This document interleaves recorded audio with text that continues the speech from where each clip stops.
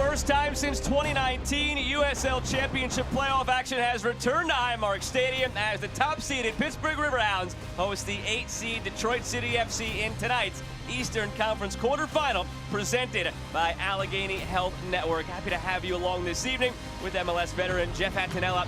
I'm Joe Malfa. A look at the Eastern Conference bracket in all its glory. Pittsburgh sitting atop the 8. 4 of these teams will be through. 4 of these teams will be going home after this weekend. And Jeff, this Pittsburgh team, they are where they are because of a terrific home stretch of the season. It's not just that they're the 1 seed. When you're playing in the playoffs, you want to be hot, you want to be in good form entering into this tournament. So not only do teams have to travel to Pittsburgh, which is a difficult place to play, they're playing against a team that's hot. They're on an 8-game unbeaten run, and even in their last game, they were playing against Detroit.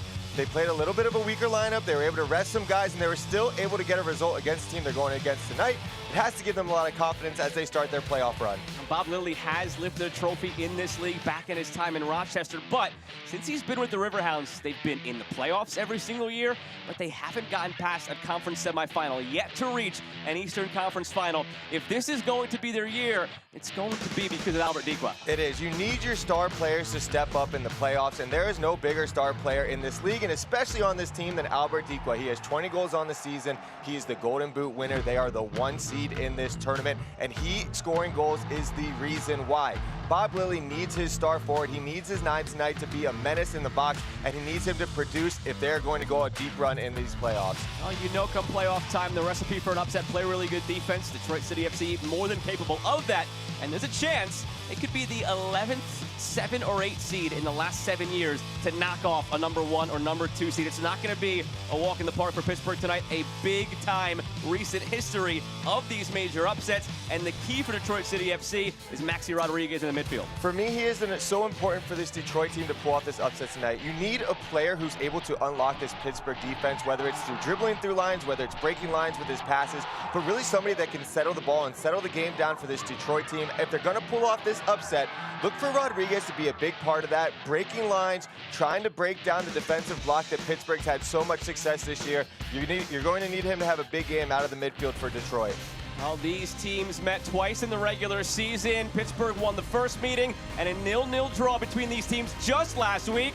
A lot more on the line tonight. Eastern Conference quarterfinal action between Pittsburgh and Detroit City is next.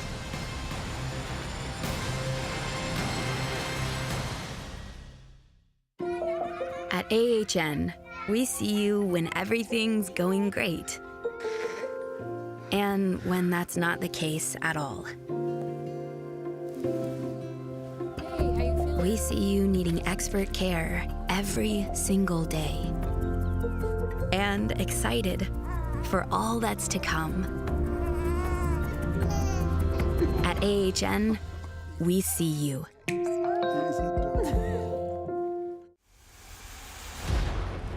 Black and gold, colors that honor our city and our teams. Together, we're proud sponsors of dedication, excitement, and passion. We are black and gold. Ford, the official truck of the Pittsburgh Steelers. Uneasy about Sarah Enamorado? You're not alone.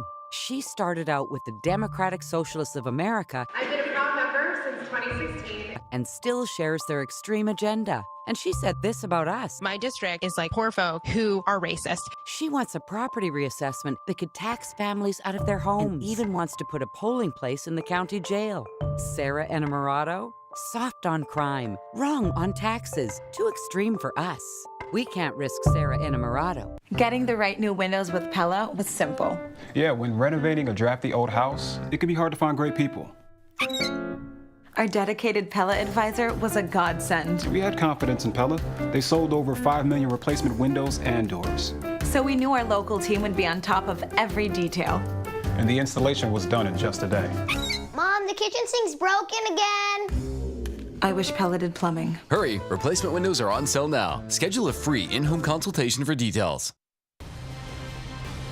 Tonight's Eastern Conference quarterfinal matchup is presented by Allegheny Health Network. Time to meet tonight's starting lineup, presented by Armina Stone. For Bob Lilly, it's different than it was last week when he arrested some guys against this Detroit City side. The strongest lineup that Pittsburgh has to offer in the classic 5-3-2. It's like a 3-5-2. You can kind of do with the inverted wing backs. Look for the wing backs to provide a little bit of cover defensively, but mostly they're going to be pushing forward, trying to get serviced into the box. It's a tough setup for the Detroit team to break down as well. So look for these 5 defensive players to hold their lines a little bit in those blocks and watch for the wing backs to counter quick. It's a classic way that Pittsburgh's going to try to get crosses into the box tonight. Well, this is how we'll list Detroit City FC for you, but it's going to be very defensive-minded. Williams, Rutz, wingbacks by trade, they'll come back as well. They are going to play their style and hope for the best here, it seems like. Yeah, especially away at Pittsburgh in the playoffs. Look for them to play a little bit deeper in their block. Look for them to try to settle in a little bit. Let the pressure come to them. Make Pittsburgh expose themselves a little bit more, but look for this formation. They're going to play a little bit deeper than what we're seeing on the screen here. Look for them to really settle into that block, and then they're going to try to get the ball forward so the whole team can move up so that they start to put the pressure on Pittsburgh a little bit more, as opposed to what we're seeing up here in this lineup with these numbers that are pushing really high forward. Well, it's Detroit City FC in their white and mint from right to left. It's the Pittsburgh Riverhounds in their trademark black and yellow from left to right. It's Sergei Demyanchuk in the red, the referee in charge tonight to send us on our way here in the Eastern Conference quarterfinal. Pittsburgh and Detroit City, here we go.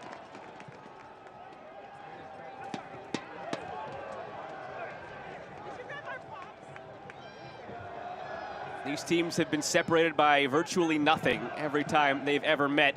Chatting with Trevor James, head coach of this Detroit City FC side, ahead of this matchup. There are 4 official games they've played, a win for Pittsburgh and 3 draws. They've also played preseason friendlies the last 2 years. Those were also ties. So with the one exception being Pittsburgh's 2-0 win earlier this year, every other meeting between these teams, 5 of them, have been ties. That's what makes these playoffs so exciting, is the familiarity that these teams have. And of course, once you get to the playoffs, the seeding matters a lot when you're talking about who's the home team, who's the visiting team, and who has to travel and all those things. But when you really break down what these teams are, it's an evenly matched game. I think that we're going to see both teams that are going to come out, they're going to play their game, but look for them to be a little bit trying to feel each other out at first, seeing what the other team's going to be doing, whether it's pressing, whether it's sitting. Look for that feel-out process, and then wait for the game, wait for those playoff nerves to settle down a little bit, and then once things start to settle, you're going to see a pretty evenly matched game between these two teams. Right out of the gates, we get a knock between Stephen Carroll and Albert Dequa. Dequa was claiming he was elbowed. It was Carroll who ended up on the worst side of things, still getting up, holding his shoulder. That's going to be a battle all night. Early on, they're both kind of setting the tone, getting a little bit physical, because when you have that target forward like that number 9 like that, pressing on those center backs hard, it's going to make sure it's a long night, so they're both making their presences known early. First big applause of the night is for that fan making a nice snag on that ball coming down. Of course, this crowd hoping that there are a few goals to celebrate on the Riverhounds side, welcoming playoff soccer back to Highmark Stadium for the first time in 4 years. Nice to see some fresh blood as well. These last few years, Pittsburgh has exclusively played playoff games against either Birmingham or Louisville. I have to go back to 2018 when they played Bethlehem Steel. The last time it wasn't Birmingham or Louisville on the other side of Pittsburgh. Chris Williams advances, tries to turn the corner and lost it. Poke through to Dequa, is looking for it. Kizza's there as well.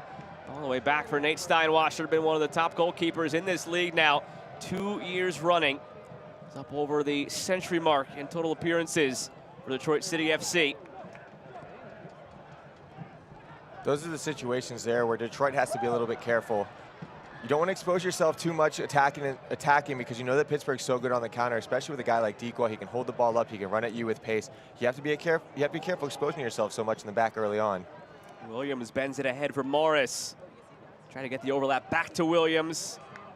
Handled well by Pittsburgh. Kizza. Through for Dequa. Has some support as well. Bursting through the middle, it's Kizza. Tries to float it that way. Taken down Kizza. Nodded back to Steinwasser. And the free kick is granted. Is there a card attached to it?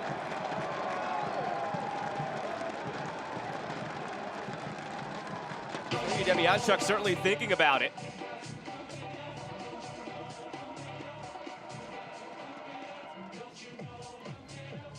This is what I'm talking about. Pittsburgh's so good at counter-attacking play. They go from defending to attacking so quick. Dequa out wide, which is not somewhere that you normally see him. You normally see him in the box. Serves a good service in. Detroit having to do a lot of recovery and defending early on. I'd like to see Detroit settle themselves in a little bit more, not expose themselves for these counters. Absolutely a yellow card. I agree with that decision from the ref. Lewis trips up the attacking player on top of the box. He's the last defender. Absolutely the right call. And now a dangerous set piece for Pittsburgh. And if Pittsburgh's going to have success tonight, taking advantage of these different set pieces and taking advantage of these opportunities to counter is going to be a key part of it. Very dangerous spot for this free kick early on. Will it be Bernardo Forbes or Junior Etu? Those are the two standing over it now.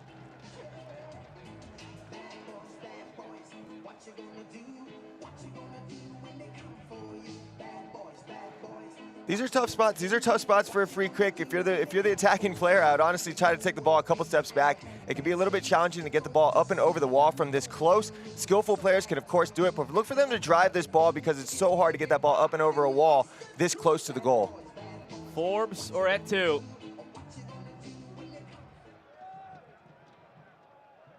It is Etu right into that wall.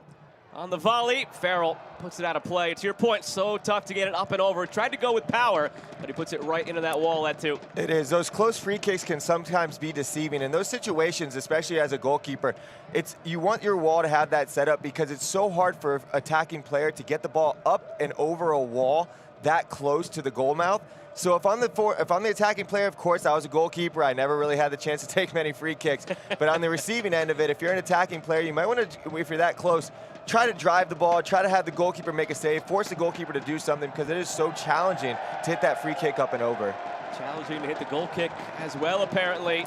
Shanked by Steinwasser. Rivera takes it quickly. He was looking at Kizza, but he turned his back and started going toward goal. Cut off by Carroll. Dequa wins it. You mentioned it before, Jeff. That battle's going to be fun all night long. Rivera lost it to Amu Mensah.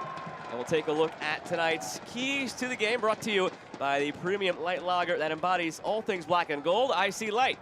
For Pittsburgh, for me, they need to stay patient and they need to stay disciplined. They know exactly what type of team they are. They want to defend well and they want to counter and they want to attack you at pace. Stay patient throughout this game. If the game goes on, if it's 0-0, there's a chance that the game's just going to keep going. And especially when you're the home team and especially when you're supposed to win, you start to feel that pressure a little bit when it comes in the playoffs. Stay patient and finish the opportunities when you get them. For Detroit, on the flip side, they need to be good at set pieces. When you're the team that's visiting in the playoffs, be good at set pieces, take advantage of those opportunities, and I want to see them bring the fight to Pittsburgh. They know that Pittsburgh's the 1 seed. They know that Pittsburgh's the team that's supposed to win, but they also know that they're evenly matched with this team. Don't be afraid to come in here, and so far early on, they're doing that. They're bringing the fight. I'd like to see them be a little bit more disciplined defensively, not expose themselves so much early on in the back, but bring the fight. Don't be afraid of the moment and try to take advantage of this opportunity when nobody expects you to get the win.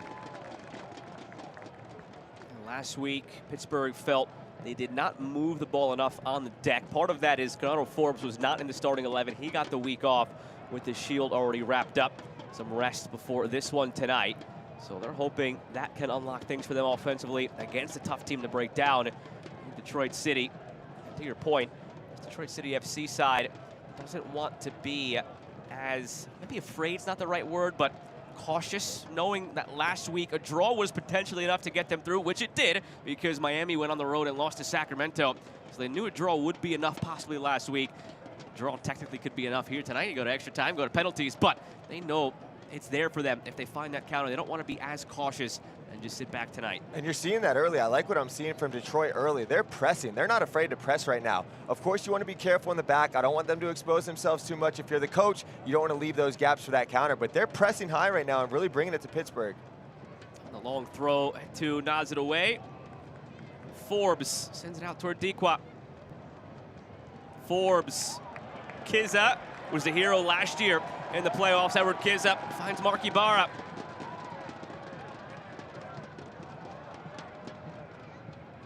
Griffin started this year in Huntsville in MLS Next Pro after playing just about every minute the last couple of years for Pittsburgh. And ever since he returned this year, has started every single game for the Hounds. That's good patience there from Ibarra when he gets that ball on the counter. He picks his head up. He doesn't think he can connect with the runners. Instead, he slows the game down. Detroit gets in the block. He moves the ball side to side, and they're looking to break those lines with those diagonal runs. That's a good play there from Ibarra to slow that game down a little bit. Rob Lilly, always active in his touchline. First place team in all of USL Championship this year, winning the Shield. And it was 17-3-5 for them down the stretch after it was a bit of a rocky start. Just kicked it into a gear that no other team matched at any point this regular season. A little bit of early nerves here from the goalkeeper. That's 2 or 3 goal kicks that he's sent out of bounds. I know it can be a little bit challenging to settle yourself down, but those goal kicks and those chances are opportunities to kind of calm your nerves a little bit. And when you're kicking them out of bounds, it doesn't really help things, especially with the crowd behind your back like that. Shot for handball from Detroit City, but all the way back for Jamali Waite. Jamaican international, 26 goals allowed in 26 games this season. 1 goal per game. That ball did just stay in. Well won by Matt Lewis. Rodriguez for Jope. Jope lays it off. Amu Mensah tore his ACL last July, worked his way back this year and back to his starting role.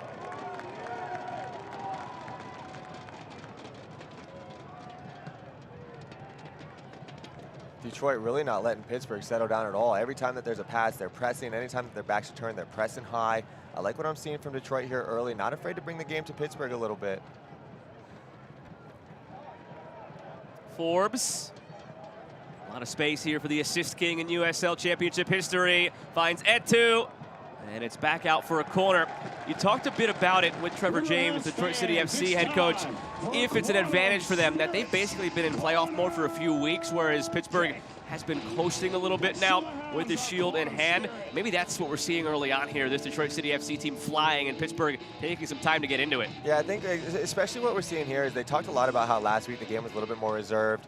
We'll cover it after this one. Quick off the corner and right away, again, just as we're saying, it just doesn't seem like they're awake yet, Pittsburgh. Short corner, given away. Yeah, you could tell, especially coming off of last week. The game was 0-0. It was a little bit stagnant. It was more of a battle. I think that they might have been talking about all week how it's not going to be that way this week. Pittsburgh's going to see a different Detroit. That's what we're seeing early on. We're going to step. We're going to try to bring the game to them. Of course, they need to be careful defensively because they are exposing themselves, and Pittsburgh loves to overload the outside wingbacks, which you're seeing them having success on these counterattacks. So I appreciate what they're doing. I appreciate their attack-minded play right now. But in knowing that, knowing what Pittsburgh's good at defensively and counterattacking, you have to be a little bit more careful, leaving numbers behind the ball, not exposing yourself to those counterattacks because you're playing right into what makes Pittsburgh such a good team. Worked around to Bryant. Lewis floats for Amu Mensah. There's no doubt this is a playoff game, though. Look at how everybody's flying to the ball. People are flying right now. This game is at a very, very fast pace. There's no doubt that this is a playoff game, and these guys, both these teams are very much up for it. One thing that Bob Lilly did point out, even though they're on the road, sure, the crowd will factor in, but Detroit City FC will not feel uncomfortable in terms of the confines. Said that the metrics of this field and the playing surface are very similar to that you see at their home park in Hamtramck. That's an important factor. That's an important factor because this is a challenging place to come and play. But if you're comfortable in this environment, if you're comfortable with the dimensions, with the field, that's an advantage for Detroit, knowing that they have that familiarity with this type of setup.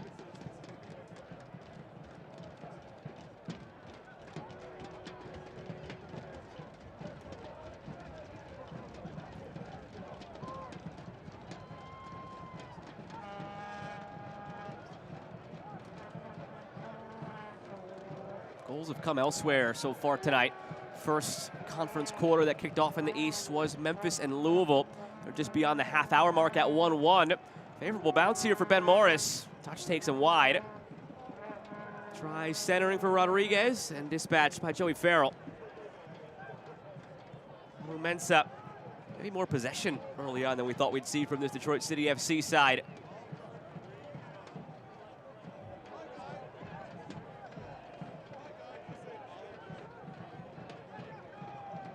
It left to right, then left again. Amu Mensah for Williams.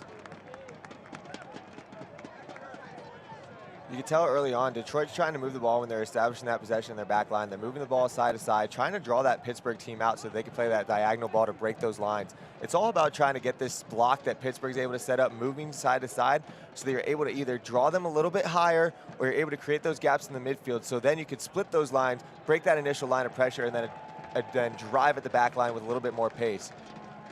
early on, I like what I've said this a few times, but I like what I'm seeing from Detroit. I like to see their game plan. Pittsburgh's got to settle in a little bit more. You can tell that their energy is pretty high right now. They got to settle in and start playing their game a little bit more. But early on, I like what I'm seeing from Detroit and the game plan that they have coming into this. You could tell it's a Pittsburgh playoff game, by the way. Before kickoff, it was Jeff Jimerson, the Pittsburgh Penguins anthem singer. Come playoff time, all those cup runs, Sidney Crosby, Evgeny Malkin, he was the one singing the anthem here for the Riverhounds, who now have the longest active playoff streak among the teams in Pittsburgh. That black and yellow unity, right? The city unity. 6 straight years. It's only behind Louisville, who have now made it 9 in a row in USL Championship. Flicked on to Ibarra. Ibarra, shout for handball there from Pittsburgh, waved off by Sergei Demianchuk.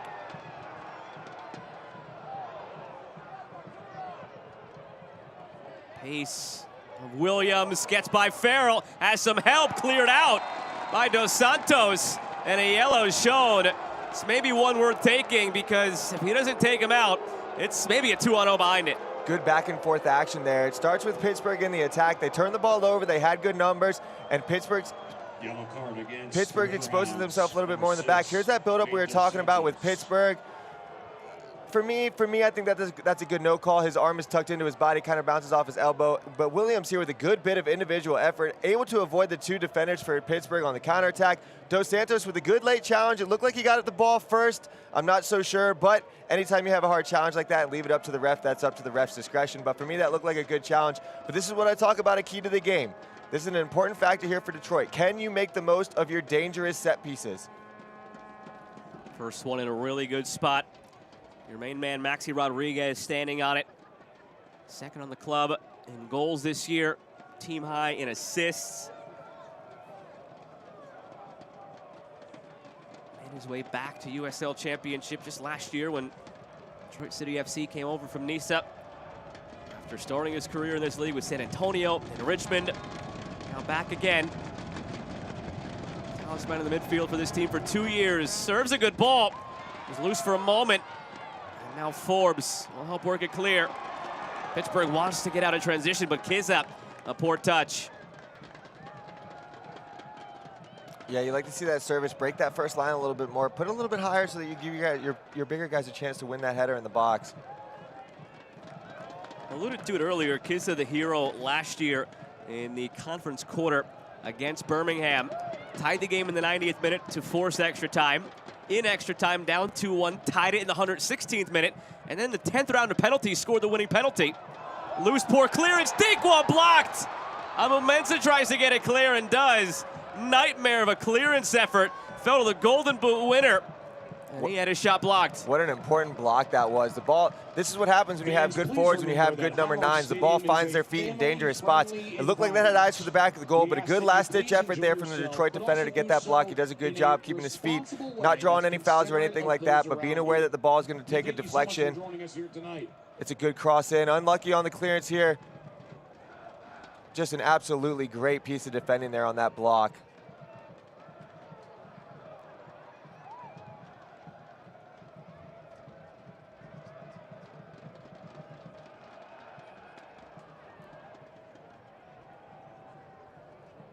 If you're Detroit, those missed clearances, things like that, you're not going to have a lot of chances to make those types of mistakes. It was a great recovery, but when you have a player like Dequa who's hanging around in the box and he always finds his way around the ball, those types of mistakes are going to ultimately cost you in the playoffs. So good last-ditch effort on the block, but at the same time, you need to be careful with these clearances in the back. Dos Santos on that left side has a yellow, remember now, for that last challenge. To be careful. In this set of 3 center backs for Pittsburgh, to have one on a yellow this early, not helpful. Same goes, though, for Detroit City. Matt Lewis on a yellow early on. Their 2 center backs. Momensa looking for Jope. It'll remain Detroit City FC's ball. They've had 56% of the possession early on here, controlling and dictating the pace of play and territory of play early on against the 1 seed on the road. Both of these teams really focusing on driving down their left sides. They seem to both have success. They like what they're seeing attacking down their left flanks. First goal is so important in this game It's maybe a cliche we rely on too much because obviously if you score first, you're in a good spot. It doesn't take a rocket scientist to figure that one out. But these two teams this year, because of their defensive prowess, have been terrific front runners. From the long throw-in, Jamali Waite snatches this. And both these teams were undefeated this year when they scored first. Pittsburgh 17-0-2. And on the Detroit City FC side, 10-0-3. So it's always important to score first. Stating the obvious, you want to get on the board. But with how strong these teams are defensively, it means that much more getting that first goal.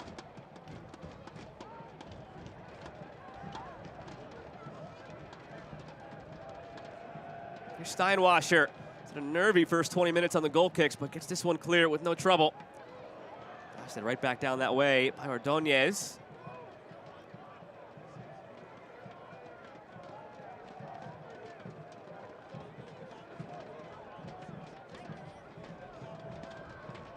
Michael Bryant started 30 games this year for Detroit City FC.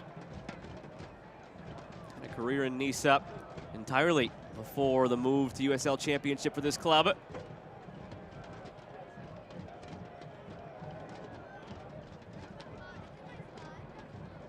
Mensah floats it from Morris.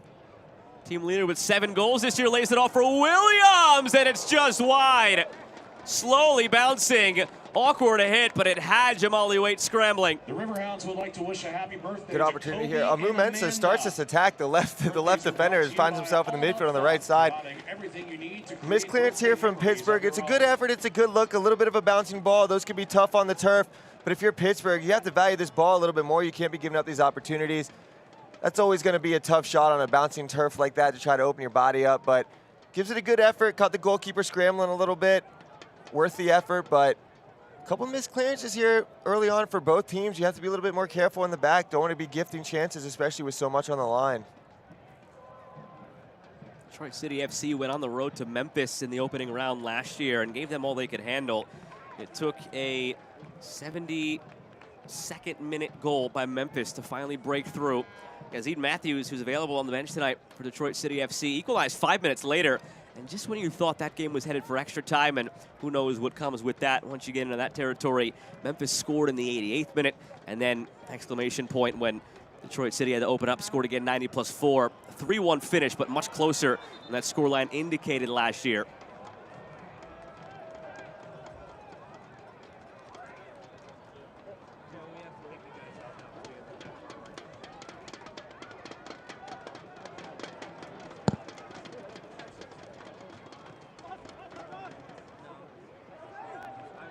There's been a couple moments here where you see the goalkeeper wait for Pittsburgh, gets his hands on it, and he looks to play quick. His first reaction is, I'm going to get the ball, I'm going to sprint to the top of my box, and I'm going to try to start this counter. That's 2 times that whether it was a call from the ref or something slowed it down, but something to keep an eye on, that when he gets the ball, he's looking up and he's looking route one and he's looking to play quick. Something that Detroit needs to be aware of.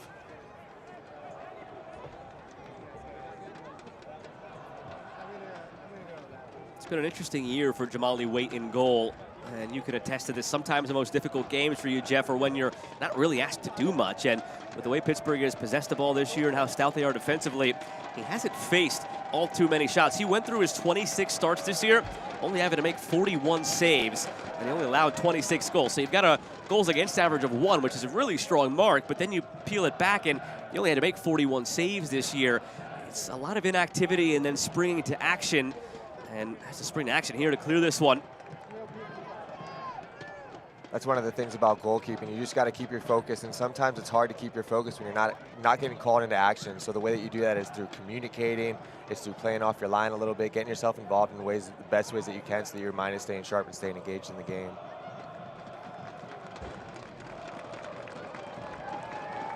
It's one of those things where, of course, you don't want to be facing a ton of shots because that means your team's probably not having success, but at the same time, the games where you are facing a ton of shots, you're more active, you're very engaged, and you know that you're playing well because you're able to get called into action quite a few times.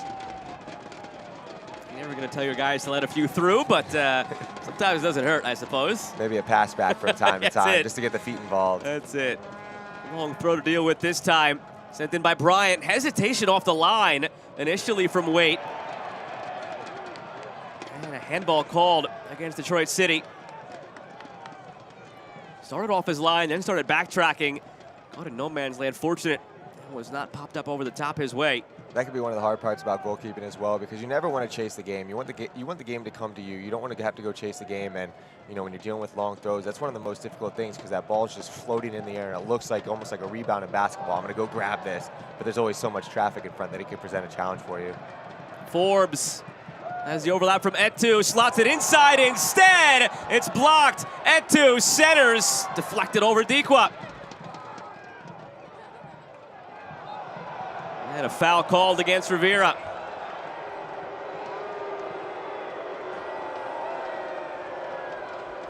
Another great piece of latch-stitch defending here from Detroit, but I love this from Forbes. Look what he's able to do once he gets the ball. All game long, they've been getting the ball wide to these outside runners. He fakes like he's going wide, and he's able to find that. He's able to find that late runner, Kizza. Another great block here from the Detroit defense is Carroll. But I love this from Forbes. He opens his body up wide because everybody in the whole stadium thinks he's going wide, but instead he slips it to that runner. Good last piece of defending from Detroit. But a great run there from Forbes, breaking line and trying something a little bit different to see if he can create an opportunity for his forward. We ask for your cooperation. It is still Dikwa who's the main man, of course, with his 20 goals this season. And beyond that, believe it or not, you're actually looking at the back line for where the bulk of the rest of the goals have come from this season, mostly on set pieces. But looking at Kizza to step up again. Last year had those 2 big playoff goals, had 4 this year in the regular season. I mean, that's 2 times now where Detroit's last-ditch effort at defending has prevented a goal. These are good opportunities that Pittsburgh are able to create themselves, but these Detroit center backs are staying strong, staying up to the task so far, getting themselves in front of the ball, getting good blocks, not giving the Pittsburgh attackers a chance to get a good look on goal. So much of Pittsburgh's success early on, though, has been down this left side with Forbes dribbling and Etu making those runs around the outside. I look for them to keep doing that the whole game because it's open for them. Detroit's leaving that space open on the wings. And get ready for this the whole game, too. Anytime they have a chance at a long throw, nearly gave Pittsburgh an issue last time. Bryant comes all the way across here, the right back to the left side, down near the corner flag to launch this one into orbit again. Wait, through the traffic, comes and snatches this one, as you mentioned, like a rebound this time. There he is. He gets the opportunity to try to start this counter. Forbes, Etu, taken down, and play on. Amu Mensah all the way across to help out, covering the space vacated by Bryant when he came up for the long throw. You can tell that that's been an area of focus that Pittsburgh probably saw in Detroit's build-up this week.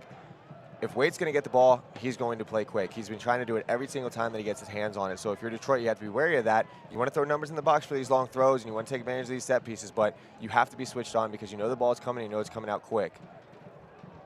Ibarra.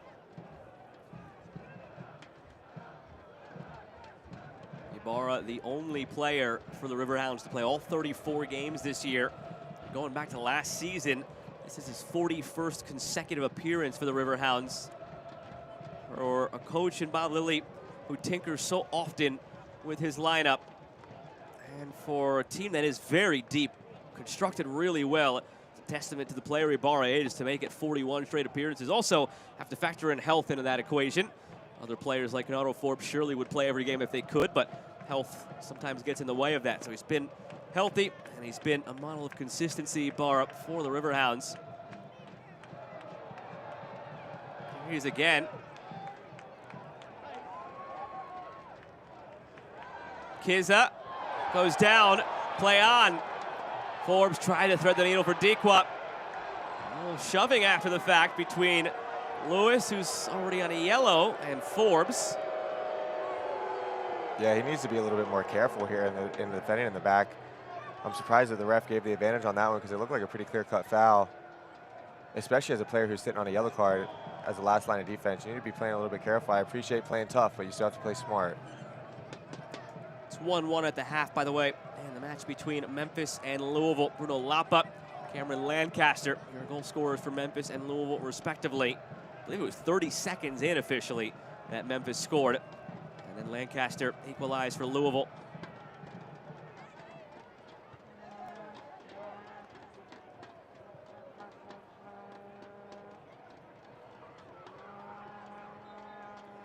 And it's the winner of this game that will face the winner of Memphis-Louisville in the Eastern Conference semifinal. Remember, there's no reseeding here.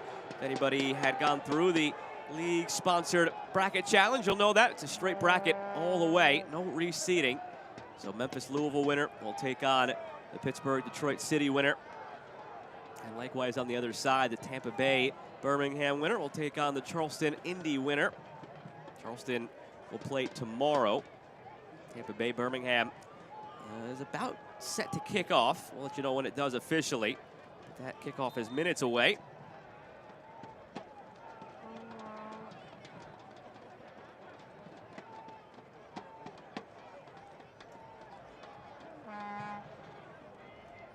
Lofted in, easy snatch for Waite.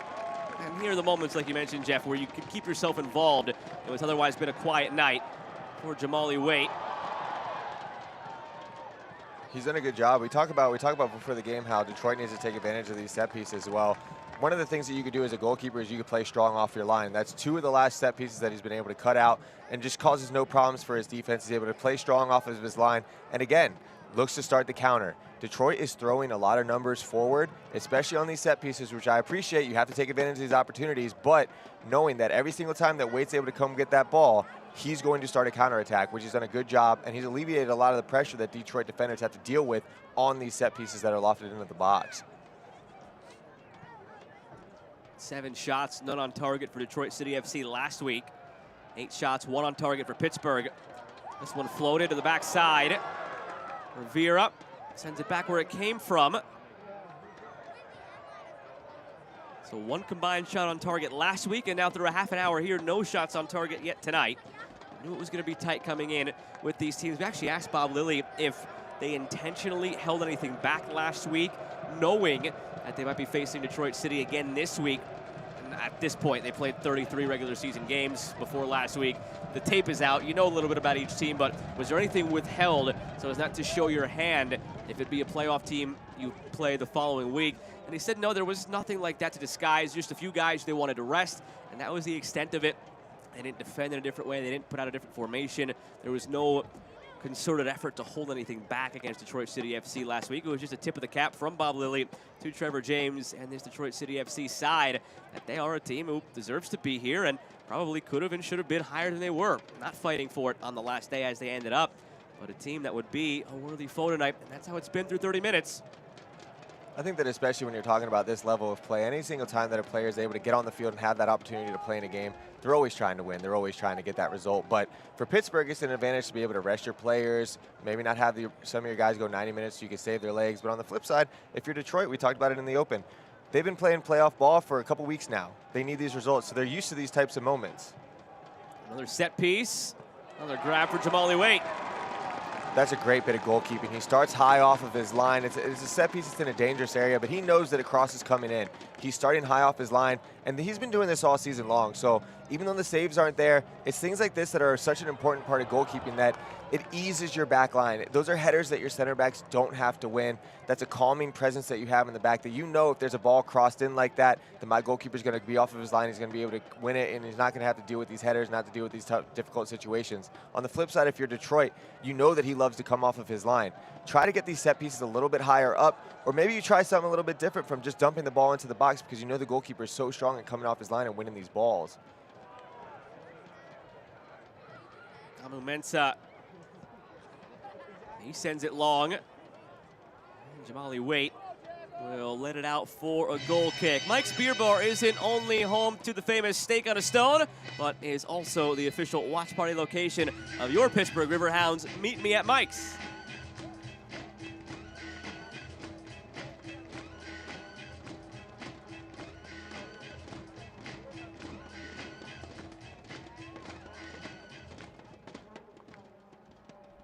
Jamali Waite gets it back into play. It was heartbreak in Louisville last year for Pittsburgh in that conference semifinal. Again, have never, under Bob Lilly, made it to a conference final. Felt last year could have and should have been the year. They were up 2-0 on the road against Louisville, who scored twice in the span of a couple of minutes. It was in the 83rd and 85th that Louisville scored to tie that game. Went all the way to penalties, where Pittsburgh lost. I say that ball stayed in, kept alive by Williams.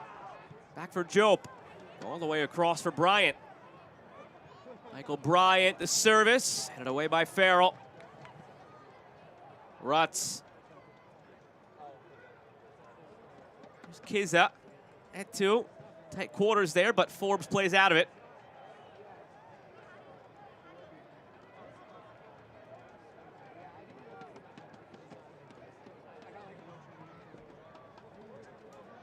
It's one thing we haven't seen a lot of in this game so far from Pittsburgh is extended spells of possession. They slowly started to walk it back in their favor. But around the 20-25 minute mark, it was nearly 60-40 in Detroit City FC's favor.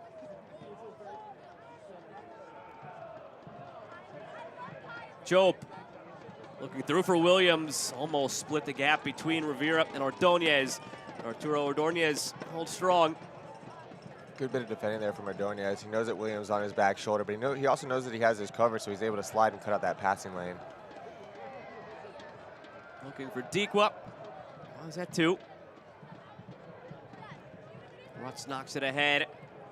Morris will chase. I'd like to see if Pittsburgh can get their possession a little bit higher up the field. So when they have the opportunity to get those counterattacks, their running numbers forward, put your foot on the ball, pull it out, and get your wingbacks a little bit higher. You have these wingbacks that can overload these areas for your team.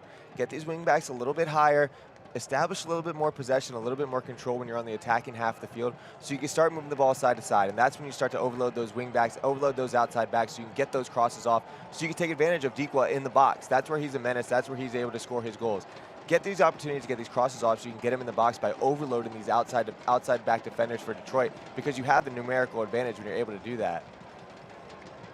Mentioned at the top of the broadcast that since 2016, there have been 10 upsets by 7 or 8 seeds over 1 or 2 seeds. Of course, that's what we have here. Pittsburgh a 1, Detroit City an 8.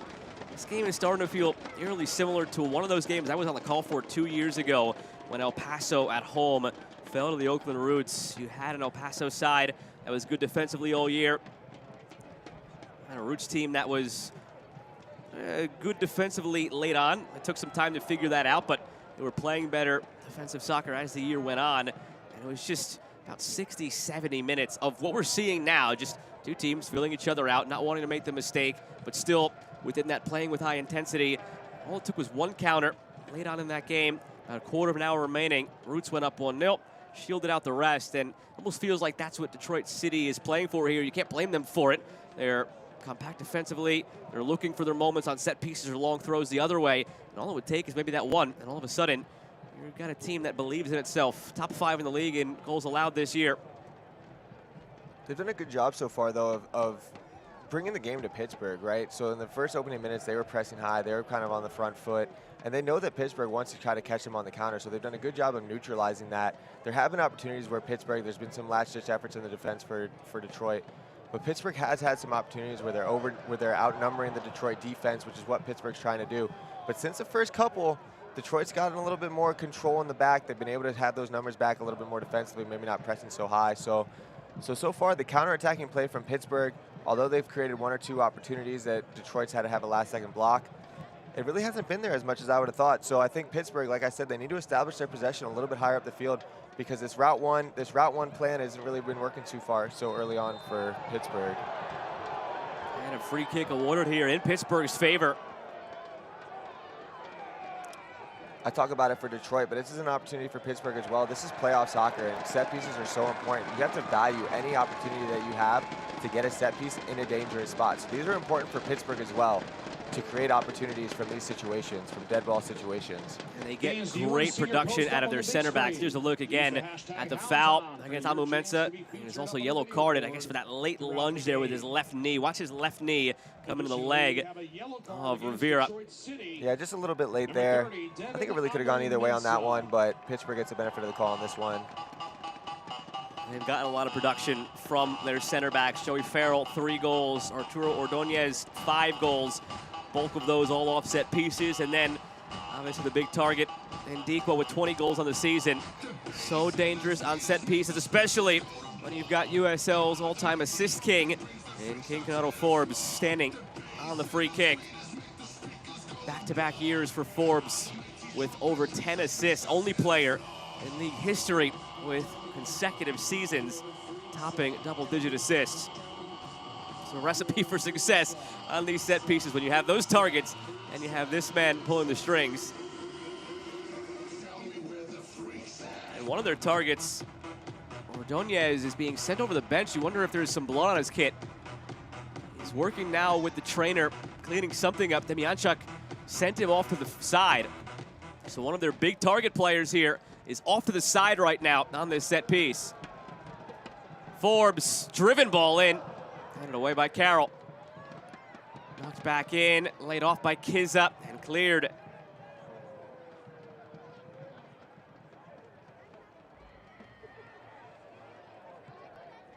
Inopportune moment for Ordonez to have been sent over to the sideline.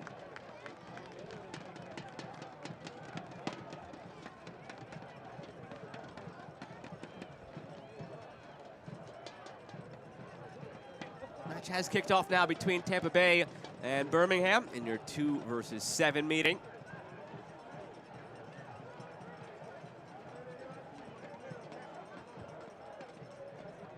Here's Ordonez, whatever it was, it worked out quickly. Mumensa could not handle it. 2 members of that back line, remember, for Detroit City on yellows. Lewis on Mumensa. Dos Santos with one for Pittsburgh. I was just about to say the same thing. Those are 2 defenders that Detroit relies on for these recovery defending opportunities. So there's going to be situations that are going to put him in a little bit of foul trouble here as well. So you're going to have to defend a little bit differently. At 2, has the overlap, sends it himself instead. In the middle, all the way through. Nobody running at the back post. It curls away. Just missed. It looked like he had the attacking players on the back shoulders of the center backs as well. It's a good look here from E2. It's a good ball in. Just not able to connect here with, I think it was Dequa. It was both of them. They had 2 forwards running in the box. Just not able to connect, but the forwards do a good job of finding themselves on the back shoulders of those center backs. Just missed it there by a little bit. That's a little bit better there from Pittsburgh, though, with establishing their possession a little bit higher up the field. Just a case of 2 guys who made the same near post run there? Yeah, I think so. I think so. 2 guys looking to find the ball. It's a good cross in. I think that he had eyes for both of them, but at the end of the day, just a little bit too high. I'd like to see if they can get him more involved, because every time that Itsu's on the ball, it seems to be there's something dangerous that happens, whether he's overlapping, whether he's driving at the back line.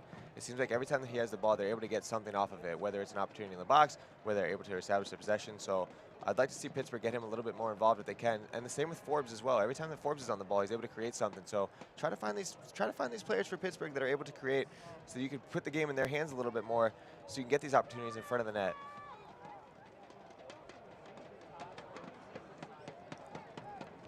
Molly Waite has still seen only 1 shot, but it was off target. Scampered wide of his far post. And a shot from Reese Williams. That's it. Only shot of the night so far for Detroit City FC. 4 at the other end for Pittsburgh.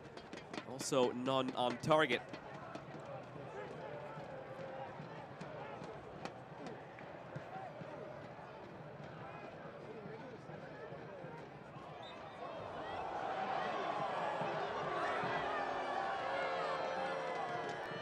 Of 34 games this year, Pittsburgh held without a goal. One of those last week's 0-0 against Detroit City. It's tough to keep this team on the mat the whole game, especially when you're talking about the Golden Boot winner, Albert Dequa. Magic number is 2 for Pittsburgh. They don't lose when they get to 2. We're almost going on a game and a half as well without having shots on target. Yes. At some point, somebody just has to test these goalkeepers a little bit. Make them make a save. Force them into a little bit of action. Help with the momentum a little bit.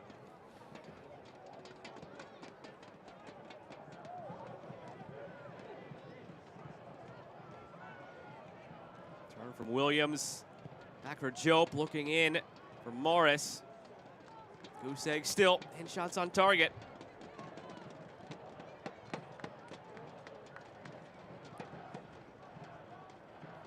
I think both teams need to establish themselves a little bit more in the possession. I know that both teams, they like to battle, they like to try to win these 50-50 balls, and that's more of the game that they like to play, but the game's not really open for that. right now both teams are battling. You're not really creating many opportunities unless it's on a counter, unless something happens like a missed clearance or something like that, something a little bit more sloppy. I like to see if either team can establish themselves a little bit more with the possession and try to get the game moving a little bit more side to side, try to open up the lines, try to break lines with your passes. Just a little bit more creativity from either side. Get the ball to your playmakers. Williams done a good job on the Detroit side. When he gets the ball, he's driving at the back line. If he gets the ball, drive at the back line. Like I said earlier, it was Forbes, it's Etu. These guys are able to create. These guys are able to break lines with their dribble or their passing. Get the ball to your playmakers. Try to establish this possession a little bit more so you can create better opportunities for yourself instead of relying on these 50-50 balls or maybe these battle balls that you're trying to win in the box every time. Just establish the game a little bit more. Establish your possession. Try to create opportunities for yourself, or instead of just expecting something to happen by playing a little bit of dirty ball and playing those, those battle type of passes into the box. Rodriguez thought he was through with Morris, but foul goes against Detroit City. Final minute here of this first half.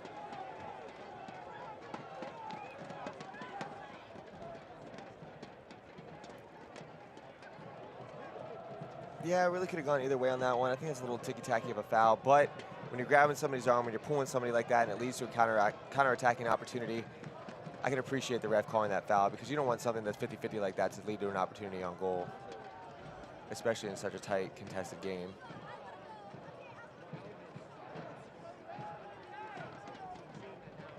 Long toss from Amu Mensah. Intercepted by Griffin. One of the unsung heroes of this team that Val Lilly pointed to. So much of the focus in the midfield goes to Kenardo Forbes and all the assists he puts up, but ever since they got Griffin back from Huntsville, that's when things turned for this team. Mentioned 17-3-5 is how they finished after a bit of a rocky start. Fans, there that will just be about 1 coincided minute of stoppage time. with when 1 Griffin minute of returned. stoppage time. There's your confirmation of only 1 minute of stoppage time. Even 1 minute might be generous. This has been a pretty straightforward 45 minutes without a shot on target for either side. But they found the minute of stoppage somewhere. Yeah, as the game's gone on, that high energy that I talked about early on, you can tell that the things are settling down a little bit. Now it's almost like neither team really wants to expose themselves too much or make a mistake, which I appreciate because it's the playoffs, but at the same time, you want to see guys at least take a little bit of chances so that you can gather the ball, gather that possession, create something for your team. Ballooned out of play by Williams. Oh, it curls back. Seemed like it was drifting. Out the other side for Rutz.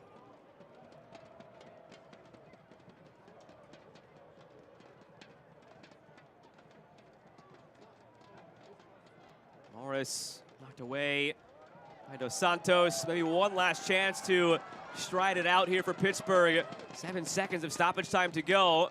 Guided to the sideline, Detroit City's ball. That should do it here in half number 1. Yeah, you can see the difference from the start of the game to the end of the game, too, with how many numbers Detroit had behind the ball. In the first 10, 15 minutes or so, they were open for that. They were open for that counterattack, but they've settled their back line back in and realized that that's what Pittsburgh's trying to do in that first half. So good job there, balancing out and figuring it out for Detroit as the first half went on. Between last weekend and tonight, back-to-back games played among these two teams. It was 0-0 with 1 shot on target last week. It's 0-0 with no shots on target tonight. So if you're keeping track, 3 halves between these teams. No goals, 1 shot on target. What is going to separate them here in the Eastern Conference quarterfinal? 45 down. We've got as many to go, possibly more beyond that.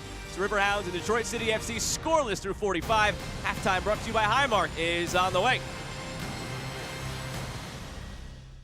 A good investment pays for itself, which is why Pittsburgh homeowners rated Pella Windows the #1 brand providing the highest value.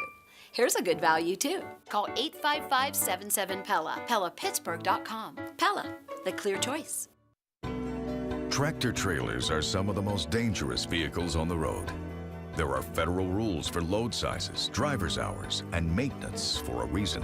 When big rigs don't follow these rules, entire families can be torn apart. We have the talent and the resources to take on these large companies. Hopefully, through our work, families are being helped and trucking companies are getting the message about safety. Bordis & Bordis, proud partner of the Pittsburgh Steelers. U.S. Steel. From our mines to our mills, we've helped build this country for over 120 years. But steel is more than our history. It's vital for our future. From clean energy to electric vehicles, we're developing steel that is stronger, lighter, and greener. And our goal is to reach net zero emissions by 2050, because a stronger America is made here. My feet hurt so bad in the morning, I couldn't even put my feet on the floor. So I had to start engineering my own arch support.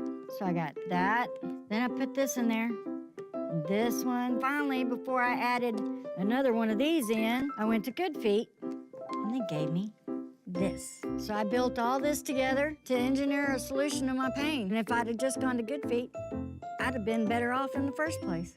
Good Feet arch supports, engineered for pain relief, personally fitted for you. Did you know Pella was rated #1 by Pittsburgh homeowners as a window brand worth paying more for? Because quality matters. Here's another thing that matters. Call 855-77-PELLA, PellaPittsburgh.com. Halftime score brought to you by Highmark Health. Scoreless between Pittsburgh and Detroit City here in the town. Pat McAfee right there in the stands. He has had some fun embracing this team on social media, as has John Daly, by the way. John Daly in attendance tonight, two-time major winner. And they're treated to scoreless through 45. But we still got plenty of action to come here, and this is where we do a statistical dive here. What is the mark of a champion here? How did this come about? Well, you know the answer. Well, we call these breakdowns that Joe Malfa has had way too much coffee and staying up way too late doing research breakdown. But what we're talking about here, what we look at here, we're looking at trends from past winners of the USL. So if you're filling out those playoff brackets, if you're taking a really deep dive into the statistical advantages in these playoffs, Joe has broken this down to you in the perfect way, so I'm going to let you take it from here, by Fred. Here we are, 11 champions crowned in the modern era of USL Championship. 9 of the 11 were either top 5 in goals scored or top 5 in goals allowed. 7 of the 11 top 5 in both, which is to say you either have to be an elite goal scoring team or an elite defensive team to lift the trophy. Here are your top 5 in goals scored in 2023, so those 5 could win it all. Here's your top 5 in goals allowed in 2023. So historically, these teams could win it all. Now, these are the unlucky bunch right here who are not top 5 in either goals scored or goals against. Better luck to you. Better luck to you. We're not going to tell you to stop watching because we're not. This isn't 100% foolproof, but when you're not giving up goals and you're scoring a lot of goals, statistically you have a better advantage in these playoffs. And these are the two teams that are in both categories. So you're looking at San Antonio and the Tampa Bay Rowdies, who are in the 5, most goals scored, least goals allowed, which if you're doing the deep dive, the Joe Malfa deep dive, I've had too much coffee, we're doing the deep dive, they are in top 5 in both categories, which gives them a pretty good shot. Those are the only 2 top 5 in both. Both of these teams here tonight in Pittsburgh and Detroit were top 5 in goals allowed, fewest goals allowed, and we have certainly seen that through 45 minutes scoreless through the first 45 between Pittsburgh and Detroit City. More to come here on the banks of the Three Rivers. Halftime score brought to you by Highmark Health. And what do we got going on here? A balancing act on the field. It's been evenly balanced, 0-0 so far through 45. More to come from Highmark Stadium. What a show.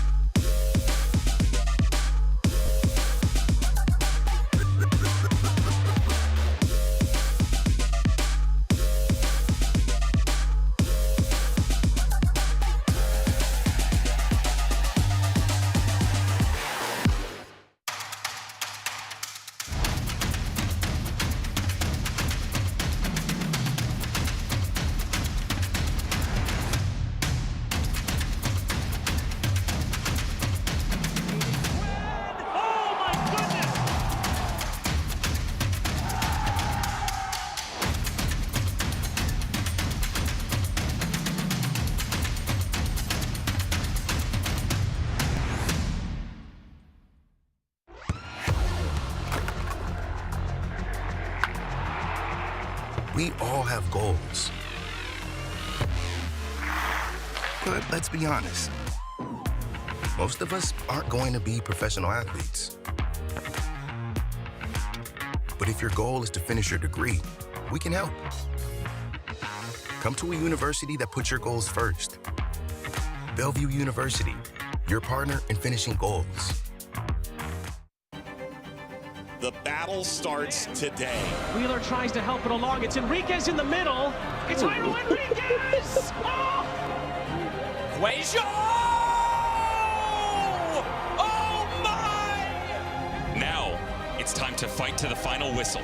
and beyond. And the crowd is losing it here. It's time to put it all on the line.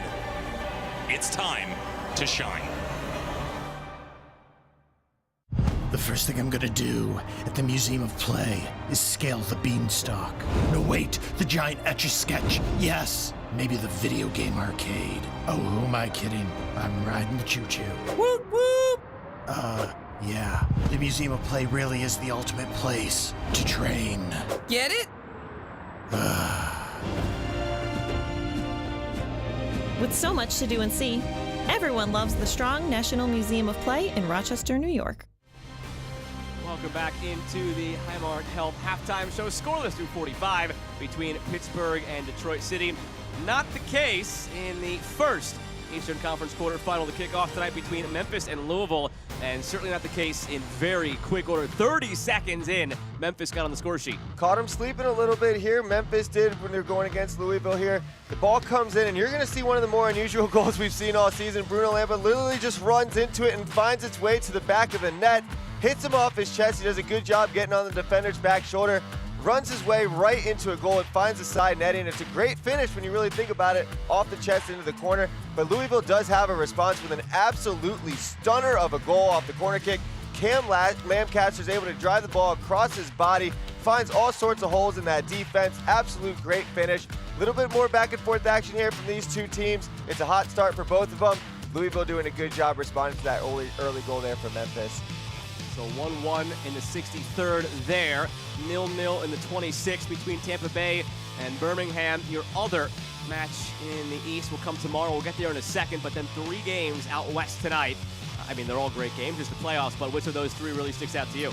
Well, for me, I'm really excited to watch Sacramento versus New Mexico. We were talking about this before the break. Sacramento's a team that they've had their playoff position locked up for quite some time, and New Mexico's a team that, you know, they had to fight for it. They've been really one of those teams that you talk about needing momentum going into the playoffs, and sometimes the hottest teams that are going into the playoffs has the best opportunity.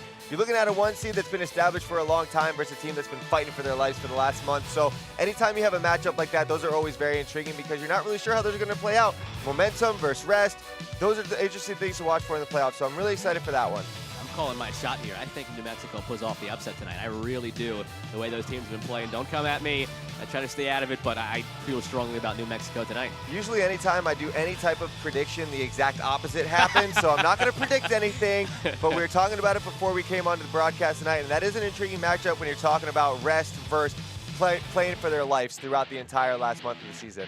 And if you didn't have enough of playoff action today, well, you've got some tomorrow. Charleston, Indy, and then the rivalry that is San Diego and Phoenix. Could it be San Diego's final game? Could it be their rival who sends them out to pasture? We will find out tomorrow at 10 Eastern. Of course, the Eastern Conference game is going to be exciting as the playoffs, but I'm very excited for this Western Conference game. I think those are 2 very good teams. They like to play a good brand of football. You can tell that rivalry is there a little bit. And of course, San Diego's, every time that they step on the field now, they're potentially playing their last game that they can, so you know it means so much to them. But I love the way that Phoenix ended the season, the way that group's been able to gel together. It should be a very exciting game tomorrow night out on the West. Well, Pittsburgh and Detroit City have played 135 minutes of soccer over the last 7.5 days.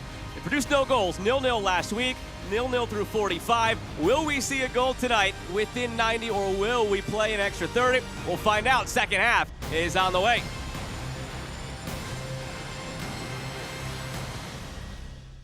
You curious what your new roof would cost? Go to tvroofer.com. Take advantage of EAS Roofing's Roof Replacement Calculator. Generate a roof replacement estimate in seconds at tvroofer.com. Meet Tori. Tori is one of many Pennsylvania children and teenagers looking for their forever family. You could be that family. My name's Tori, and I want to be adopted because I want a home that I'll never leave and will care for me the right way and just get that second chance at a new life. Meet kids like Tori and learn how you can be a foster or adoptive parent at adoptpakids.org. Paid for with Pennsylvania taxpayer dollars. Come on, we're right there. Come on, baby. That's the only one we need. Touchdown! Are your neighbors watching the same game? Yeah, my 5G home internet delays the game a bit, but you get used to it. Try these. They're noise-canceling earmuffs. I stole them from an airport. There's always something with you, man. Great! Solid! Greek salad? Exactly!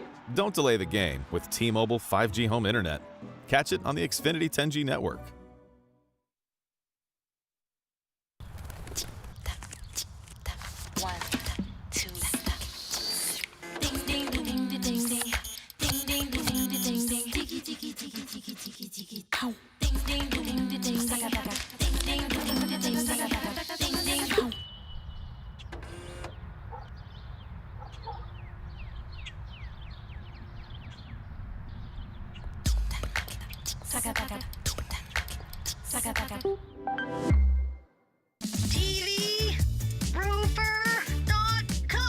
Wow, getting a roofing estimate has never been so easy.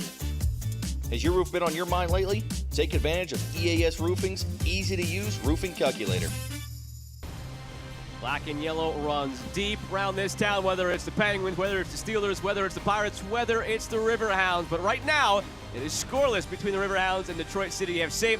Take a look at highlights from half number one. Yes, we did manage to find them, but not a lot going on between these teams. No shots on target. Not a lot going on. I love that black and yellow look from these Pittsburgh fans. Isn't it so nice? It's so nice to have that unison. But Cross comes in here. Detroit does a good job here. A little bit of last-ditch defending. And this wasn't the only time that Detroit was put under pressure like this, but big play here from the center back. He does a good job putting his body on the line. And when you go fast forward over here to the 20 minutes, you see a little bit of a flip here for Detroit, a little bit of a misclearance here from Pittsburgh, which creates an opportunity for Williams. He does a good job finding himself in the right spot, but that's always going to be a challenging shot on the turf with a bouncing ball like that. But I appreciate ambition. I appreciate the ambition. I appreciate him seeing that, wait, the goalkeeper was a step a little bit high, so he gives himself a shot on goal. This is a battle that we've been talking about all night between the center forward and the defensive back. They do a good job coming together. Forbes with a good run here, slips it into Kiza instead of going out wide, which they've been doing for most of the game. But another good bit of latch-ditch defending here from Detroit, and this could be part of the reason why we haven't seen many shots on goals. These center backs for Detroit are doing a good job putting their body on the line, getting themselves in front of these balls, making life easy for their goalkeeper by sacrificing their bodies. And here we go again. Ball gets out wide for Pittsburgh, something that we've seen all night. E2 with a dangerous ball inside. Unable to connect with the forwards, like you said on the broadcast. Two forwards making the same run to the near post. You'd like to see somebody covering that far post, but anytime that you have a forward like Decoy, you want to try to find him as many times as possible. Well, there you have it. Possession just about even, 4 shots to 1, none on target. And your stats in half number one. Maybe the most important thing to remember is the 2 yellow cards for Detroit City, and they belong to 2 members of that back line, and Matt Lewis and Devin Amu-Mensah. And Nathan Dos Santos, the center back, has the yellow for Pittsburgh. So teams are back out there. We're set for half number 2. Question becomes, will it be 45 more minutes? Will it be 75 more minutes? Will it be 75 plus penalties? That's what we have potentially to look forward to here tonight. Or will the 1 seed Pittsburgh find a way? Will the 8 seed Detroit City end up pulling off yet another upset that we've seen a string of them lately? 10 by 7 or 8 seeds in the last 6 years in USL Championship. All answers to those questions will be doled out in the remainder of tonight. These are the types of games, these types of playoff games. I've played in a few of them myself. These are the types of playoff games where you're battling. It's not really like that pretty soccer. You're not really talking about 2 teams that are really tactically breaking each other down. It's more of a battle, these 50-50 balls. And I hate to say this because I don't wish this upon anybody, but usually the team that scores, it comes off of a mistake, whether it's a misclearance, whether something happens, whether it's a bad foul, something like that. So both of these teams, the way that they're playing, they got to be clean in the back. They have to be clean in the back because you don't want to be that player who's making that mistake in the back that leads to that opportunity, because those are, in these tight playoff games, these tightly contested playoff games where both teams aren't really using, tactically breaking teams down, it's more of a battle. That's what it usually comes from, whether it's a missed runner, whether it's a missed clearance. So look for both these back lines. You got to stay stingy. You got to stay clean in the back because you don't want to be that player that's giving up that mistake. Jeff Attinella, I'm Joe Malfa. Happy to have you with us this evening. Eastern Conference quarterfinal between Pittsburgh and Detroit City. Curious what sort of identity this second half takes on. Pittsburgh as the top seed, do they feel that pressure? Do they try and force the issue a bit more? Detroit City, we saw early on, Jeff, they were willing to high press. They were willing to come out of their shell a little bit. Do they go more into the shell as the game gets older and older and end up content with extra time and more beyond that perhaps? I think so. I think when the game started, Detroit was really flying those numbers forwards, which was great for them in the attack. They were kind of getting around the box more. They were putting a little bit of pressure on the Pittsburgh defense. But in doing that, they were exposing themselves in the back and allowing Pittsburgh to get those counter-attacking opportunities where they had 2 or 3 opportunities. They were up numbers, and they were driving at a back line that didn't have the numbers to balance out with Pittsburgh's attack. So Detroit, since then, they've dropped their defense back a little bit more. They're not flying those numbers forward a little bit more. Kind of what we talked about in the open, where now if you're Pittsburgh, you have to stay disciplined. You have to stay disciplined. You don't want to get caught up in the moment of we're the home team, we're the 1 seed, we need to press this game, try to get this goal. You need to stay disciplined and just keep playing your game. You've had success throughout the entire season, and those opportunities are going to come if you stay patient and play the way that you've been doing to get you into this position that you've been doing all season long.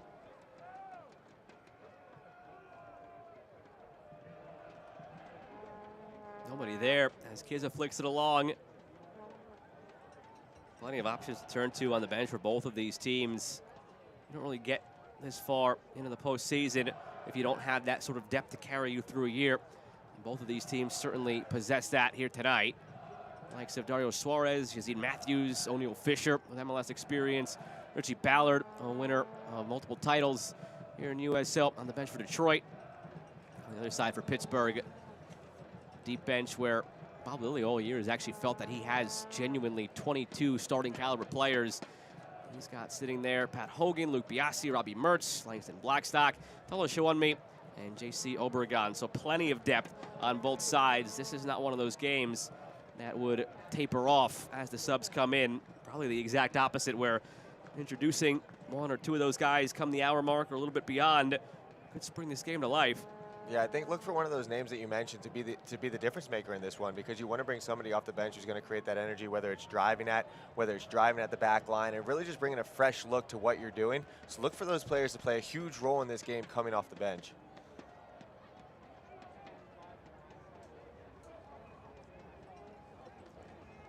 Well, the last time Pittsburgh opened the playoffs at home was again 2019 when they played Birmingham. A much different outing that night. It was a 7-0 victory, a record-setting 7-0 victory for Pittsburgh. Don't know if you can retroactively, 4 years after the fact, borrow some goals from that game and apply them here. I don't think it works like that. Maybe you find one now on the free kick from Griffin. All the way out for Forbes. He touched that a little early, it seemed like. Both feet were still in bounds. And they will call it handball. And that we talk about how set pieces are so important, and on this one here, I think just a little bit too ambitious to get the throw in, trying to make that NFL catch 2 feet in. Did he get the second foot in? Did he drag the toe? But one of the things that we talk about in these set pieces are so important, and you know, both teams have resorted to dumping the ball in the box, which is fine. But on that one, if you're Pittsburgh and you know that you're going to dump the ball in the box, you have to get numbers. So as that ball is coming into the box, everybody's standing and watching, as opposed to they have 1 attacking player in the box surrounded by 5 or 6 different Detroit players. So I understand if you want to clean up for the second ball, but if you're going to dump the ball into the box, put some numbers on these center backs. Don't make it so easy for them to win the header and then regain that possession. I haven't seen a toe tap like that in Pittsburgh since Antonio Holmes. Colorado Forbes bringing it back a little bit.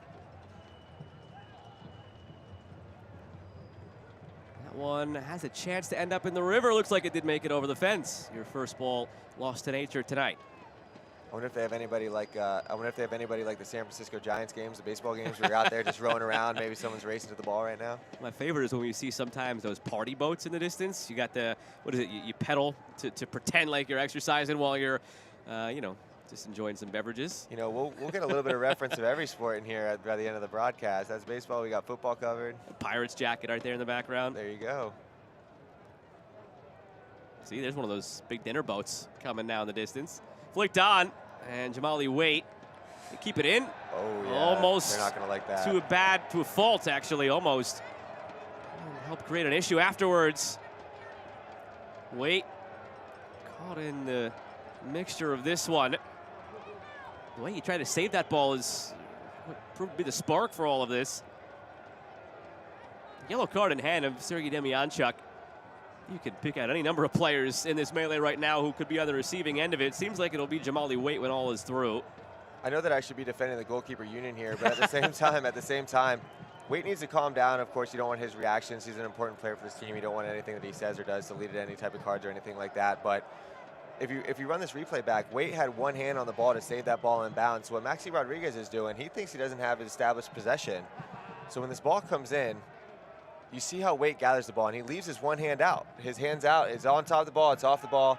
Of course, you don't want to be kicking a goalkeeper if they have established the possession, but that's not secure possession for me. And Jamali Waite's lucky there's no VAR, because watch this. Yeah, he throws an elbow into the back. Yeah, he's very lucky here, but at the same time, if you're Maxi Rodriguez, you're the attacking player. You see that hand on the ball, you see that hand coming off the ball. You're trying to create your team any different type of opportunity. So, I don't fault the attacking player for trying to get a foot in there. If anything, I think that Pittsburgh was in the wrong for the way that they reacted. Yellow cards assessed to both teams. Looks like Dequa and Jamali Waite picked up yellows. Number 9, Albert Dequa. And the yellow card against Detroit City FC. It's on number 21, Maxi Rodriguez. They announced it for Maxi Rodriguez, but it looked like Sergei Demianchuk had issued it actually to Jamali Waite. So Deke was confirmed. They announced Rodriguez, but again, I believe it was to Jamali Waite. Let's see if we can get some clarification on that. He was standing right next to Maxi, and that's tough to tell. If you're a referee, that's tough to tell in live action. We have the benefit of the replay. We have the benefit of seeing it. But that's tough to tell that the hand's coming on, the hand's coming off. But if you're an attacking player on the field and you see the ball sitting there and the goalkeeper barely has a finger on it, of course you're going to try to put your foot in. That happens all the time.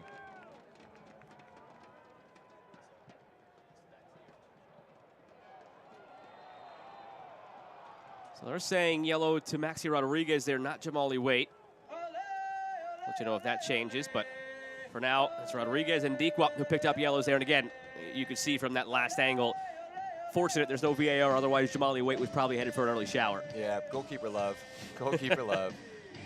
But I like what Pittsburgh did on that set piece. Try to go over the top, catch Detroit sleeping. They had the back line stepped up a little bit.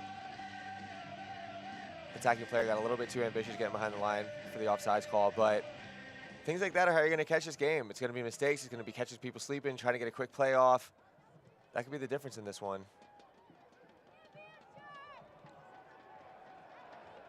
Out for a goal kick here. 6th consecutive playoff appearance for Pittsburgh.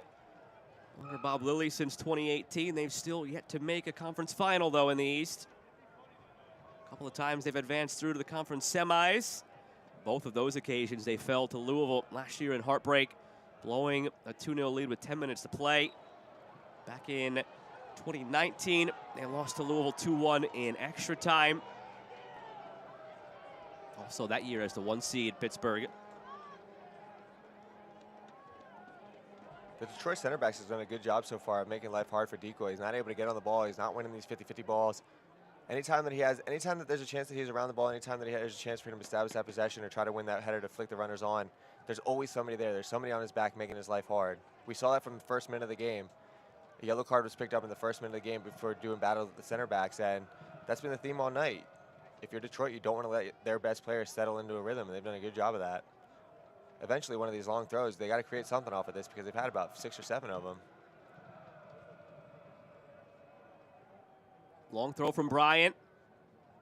And it's drifting toward the end line. Forbes saves it.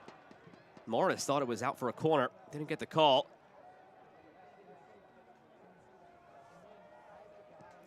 Birmingham has gone up 1-0 on Tampa Bay. 41st minute. Preston Tabor Ataka. So on the road, Birmingham, a 1-0 lead over the 2 seed. Still 1-1 between Memphis and Louisville in the 84th minute now.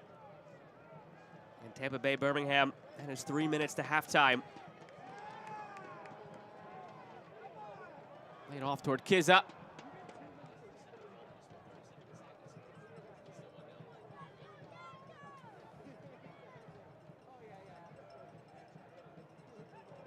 Kizza out wide, Ibarra floats it. Kizza was there. Split the difference in the end between Kizza and Dequa.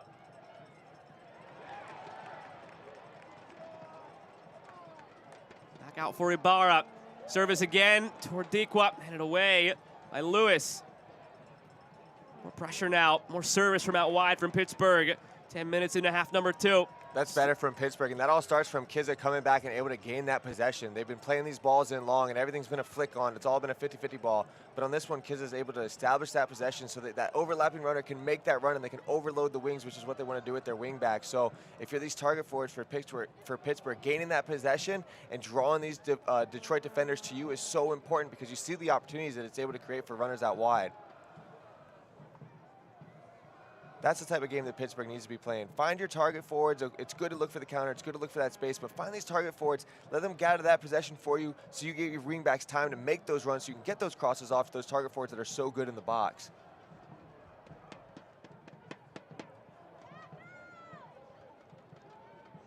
Ibarra floats it for Rivera. Could not keep it in.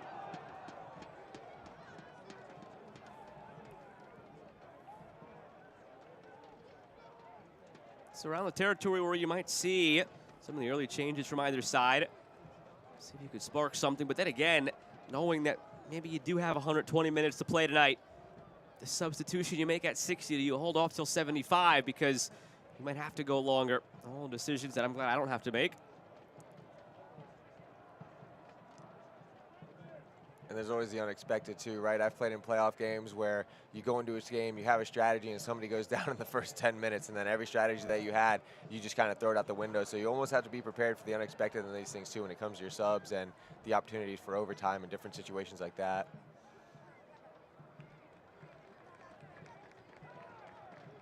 Getting close to the finish line between Memphis and Louisville. Again, 86 minutes, still 1-1. You know, halftime Birmingham up 1-0 on Tampa Bay. Still scoreless here. 90 minutes scoreless between these two teams just last week. 0-0 and 1-0, very common score lines for both of these teams all season long. Understandable when you consider their prowess defensively.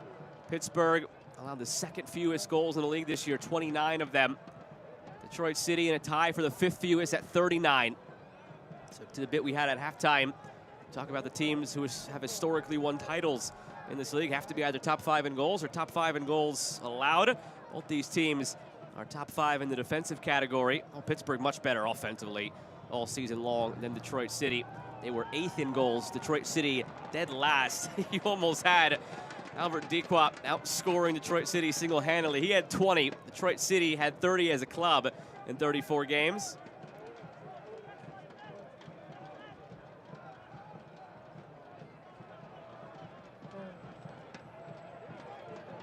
Could play into the stat that you gave earlier as well, why these teams are so good. If they score, they're able to hold those leads because everything is so stingy defensively that once they get that 1-0 lead, they're able to ride these situations out. 17-0-2 Pittsburgh when they score first. 10-0-3 Detroit City when they score first. Although, to advance tonight, nobody necessarily has to score or get that first goal. Could be 0-0 through 120 and then PKs after that. Don't wish that upon us. We need a little bit of action. Don't wish that upon us. Reverse jinx, reverse jinx. I gotcha. Sent long by Waite. Kizza. Ibarra flicks it along. Griffin, step too slow in getting there. I do like what I'm seeing from Pittsburgh, though. That's a little bit different from what we saw in the first half. Now they're trying to gather that possession up the field. They're trying to establish their possession a little bit higher up the field, which I enjoy because that's what it's going to take. Both of these teams are very, very stingy defensively. They're good in their blocks. They make it really, really hard for you to break them down, and you know that they're going to battle. So these 50-50 balls that they're playing, can I get my forward on the end of it? Can I gather these second balls, establish this possession up the field so then I can break down your block? And you're seeing that a little bit more from Pittsburgh as this game's going on.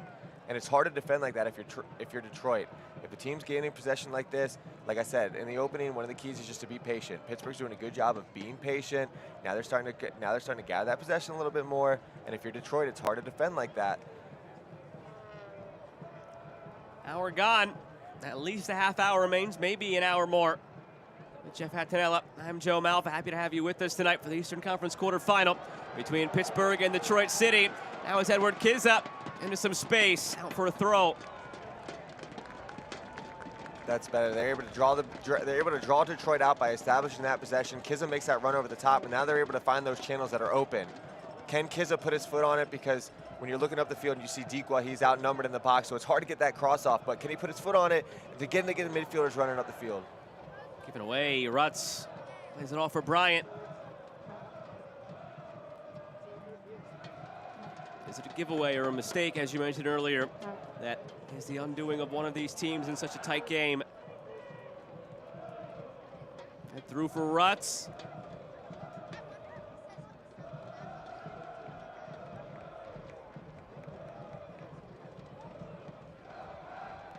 Fans, just a reminder that after the game, kids will be allowed on the pitch after the match. Presented by King Orthodontics. Pittsburgh's most confident smiles with locations in Wexford and Bridgeville. Visit them at kingorthodontics.com. Down to Rodriguez in the corner.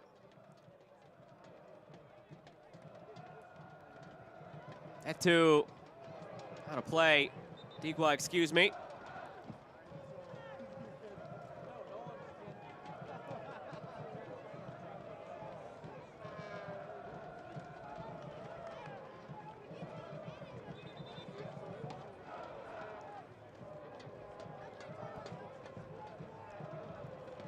Not much stirring on either bench yet for Pittsburgh or Detroit City. Which coach blinks first? Chess match between Bob Lilly and Trevor James. It's almost like they want to wait for the other one to make the move so they can counterpunch.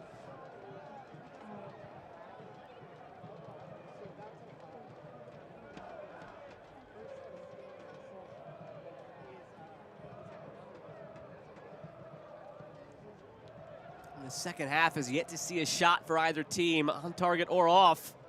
But possession has swung more in Pittsburgh's favor than it did in the first half. It's 51-49 Pittsburgh in that first half. Second half alone, 63% of the possession going Pittsburgh's way. They've certainly settled in more to the way they like to play this game, Jeff. Yeah, they have. You see them establish possession, but again, you've got to be careful with these mistakes in the back. You can tell that Pittsburgh's starting to gain possession a little bit more. But just a couple minutes ago, there was Waite. He plays that ball in the middle of the field, and the ball turns over, which leaves the team exposed in the back. So still, like I said, I mean, I know I've harped on this a lot, but if you're Pittsburgh, you just don't want to let this moment of it's a playoff game, we're at home, we need to keep pressing, we need to try to get that goal. You don't want that to get the best of you, because Detroit, to their credit, they've done a good job of weathering this push from Pittsburgh. They still haven't had any opportunities on goal. Pittsburgh haven't had many good looks, and once Pittsburgh, if they start exposing themselves a little bit more, Detroit's going to be ready to pounce on that opportunity.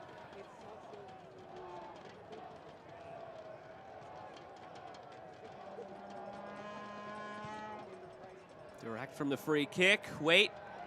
That's about the most work he's had to do tonight. Just end up on a lot of those long balls forward on set pieces from near midfield, or the long throw-ins that we've seen from Detroit City. You know, we talked about set pieces being such an important part, but, you know, that's 6, 7, 8 set pieces now that are just dumped into the box. Try something different. Try to get a little bit more creative. You can tell that the goalkeeper's doing a good job, Waite's doing a great job coming off his line and winning these balls. Try a little bit something different. Get a little bit more creative. Try to give yourself an opportunity to make advantage of these set pieces, because you're getting a lot of them. And you want to have these opportunities to take them to your advantage. Etu on the overlap from Forbes. Etu cuts in, trying to get it back for Forbes. You mentioned it in the first half. They seem their most dangerous when the ball has found Etu in space up the left side. Yeah, those are different. Those are types of opportunities, though. If you're Pittsburgh, you have to take advantage of those opportunities, because you have a numerical advantage on attack. You're able to catch your team on the counterattack. Detroit throws numbers forward. You have one of your best players on the ball. I'd like to see if he can either take it to the baseline, try to draw a corner out of that, or put his foot on the ball and maybe find a trailing midfielder, or at least do something to try to get the ball in the box to give yourself an opportunity to get a shot on goal. These moments are coming so rare that every single time that you have these advantages on these counterattacks, or any time that you have one of your best players with his head down with a head full of steam, we got to see something a little bit more creative. We got to see him try to create something so that we can get one of those shots on target, so at least have the attempt on goal. Williams, he's also been active down the left side for Detroit City. You can really say the two left wingers for both these teams, that two for Pittsburgh, Williams for Detroit City, have been the most dynamic players on both sides, and now a free kick won by Williams for Detroit City. Great job here by Williams, and that's what I'm talking about. You need these players that are creating in this game to have these spark plug moments, and he tries to do it himself here, but he's able to draw something, right? He's trying to take the defenders on. He's outnumbered, but he has his foot on the ball. He does a good job getting creative, using his body to shield it, draws the foul, and this is another set piece for Detroit in a dangerous area that they need to try and take advantage of. The last couple have been dumped in the box. The keeper's been able to win it. This is a great opportunity for a set piece. This is a great spot for a set piece. Good cross in. You have this attacking player on the box that's left alone. A lot of different options, a lot of different looks. Let's see if we can get something a little bit more than just a ball dumped in so the goalkeeper wins it. That's Dominic Gasso, signed from the Academy. Who's waiting open top of the box right now, 20-year-old. Great spot here, though, for Detroit. We talked about it in the open. You have to take advantage of these set-piece opportunities that you get. Rutz delivers off the hands of Waite. Could not grab it cleanly. Fortunate there was nobody there to pop it in. Referees looking at each other, and the verdict is a goal kick. Detroit City, wow, they felt that they should have either A, had a free kick, or B, had a corner kick. Instead, it's a goal kick. That's great goalkeeping there by Waite. There's a lot of traffic. There's a lot of traffic in front of the goalkeeper. If you can see on this one, they're able to do a good job this time of getting numbers in front of him, so he's not able to win that ball cleanly. But he comes out and does a great job getting a fist on it, and he needed to because a Detroit player had the better positioning. And as the ball is going out of play, I think he goes down a little bit easily. It could have been a 50-50 ball, but that's a great bit of goalkeeping from Waite here, coming off his line and getting a fist to it. He needed to create that opportunity to bail his team out there on that set piece.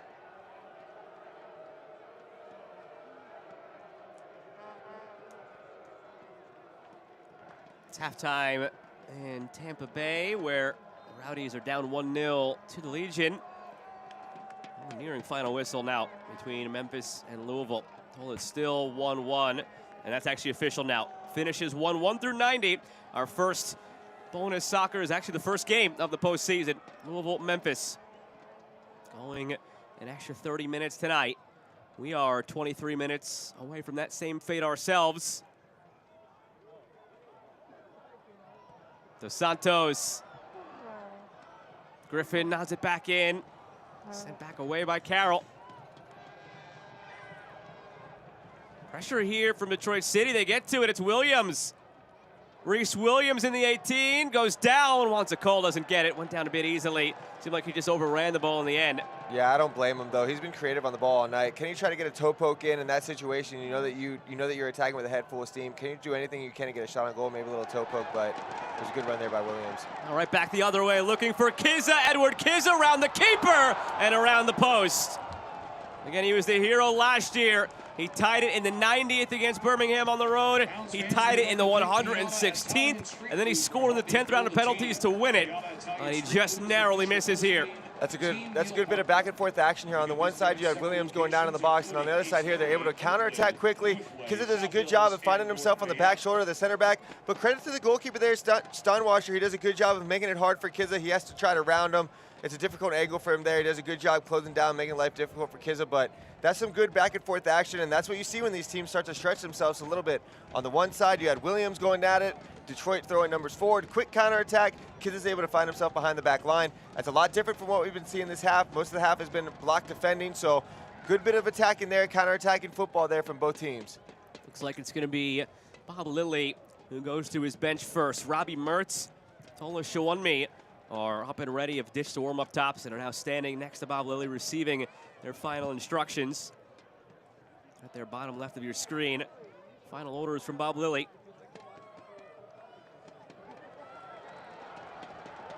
At 2. Flag stays down for Dequa. Albert Dequa only had eyes for goal at the far post, but he earns a corner at least. You're never going to get upset about the Golden Boot winner having to go on goal, but he did have some late runners there. It's a difficult angle to try to find the net, but when you score 20 goals in a season, you're allowed to shoot the ball from wherever you want to without having your teammates get too upset about it. That's a good job there from Itu. We talked about how he's been a difference maker. He's able to get the ball, attack the space, find your best player out wide, and then he's able to create a little bit more with the numbers that you have in your favor. 20 minutes to go.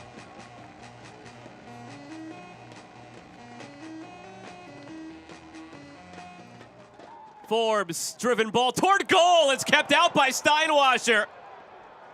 Sergei Demyanchuk looking at his assistant referee to make sure the ball did not cross the line.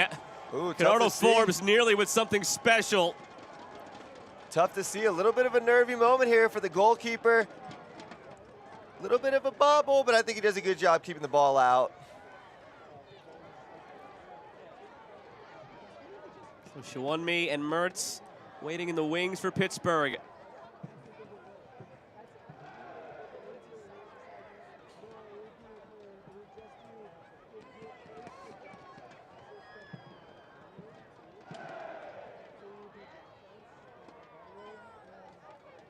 Rodriguez Morris, heavy touch. One back by Etu. Seems like Pittsburgh is starting to wrestle control of this game and maintain it. Scary moment here as Dequa goes down holding his head after that collision, checking for blood. Those are those 50-50 balls between the center back and the center forward that can be so dangerous when you're talking about head injuries, because both guys are going in, they're both going hard, they both want to try to win the ball, but anytime you have two heads hitting like that, it's good to slow the game down and get it checked out. Robbie Mertz will replace Kizza. We have substitutions for the Riverhounds. Firstly, and Rivera is on his way out for Shawunmi. And into the match, number 14, Robbie Mertz. Also coming out of the match, number 4, Danny Rivera. Interesting how this might change things for Bob Lilly. Never afraid of tinkering in game with the tactics, with the shape, and has a deep roster of players well versed in multiple positions. Plenty of flexibility. Try and provide Detroit with a different look here. Under 20 to play. Yeah, I think you make these subs to bring a little bit of different energy into this game. Obviously with Kizza, he's a bit of a target forward, but here in this situation, you're going to have a little bit more energy in this game. You got some fresh legs, some guys that are able to make a little bit of a difference maybe on the dribble, just bringing a little bit more life to this Pittsburgh attack.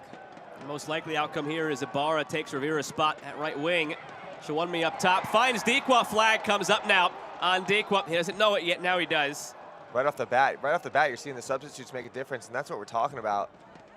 Dequa does the old fake coming in. He was out from the injury. Detroit's not able to account for him. Ooh, that's a tight line there. I think that's a tight line there, but it's a good run off the back shoulder, trying to find those gaps, but immediately you're seeing the substitutes get on the ball and making an impact and making a difference, and that's what you need to see when you guys have coming in off the bench with this much time left in the game.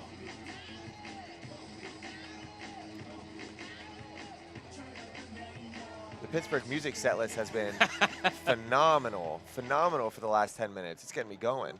Getting me fired up. Well, these attacks have not been the most in sync. Maybe the DJ fires up some in sync next. No shots on target yet for either of these teams.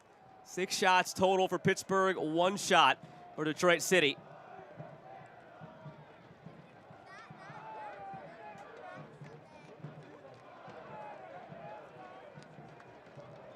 Floated in toward Waite. He has it. Pittsburgh fans are currently voicing their displeasure with the Steelers' offensive coordinator. It is a very, very, shall we say, devoted sports town, and we've seen the black and yellow everywhere, whether it's the Pirates or the Penguins or the Steelers now. And that chant has reached all sports, all Pittsburgh sports now.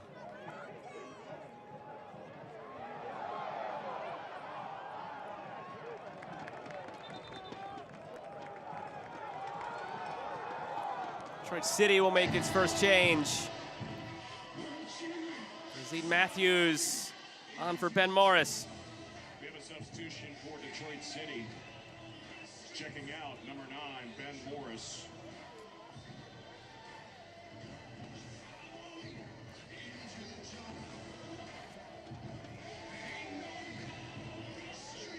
And checking in number 27, Yazid Matthews. Matthews was momentarily the hero last year for Detroit City in the postseason. They went down 72nd minute against Memphis on the road. He came in and he scored in the 77th minute. And Memphis scored 88 and 90 plus 4 to win it 3-1. A tight game all around. And it was Matthews, freshly into the fold now, who scored right around this time against 77th minute. He notched his goal. Trying to restore a little bit of that magic.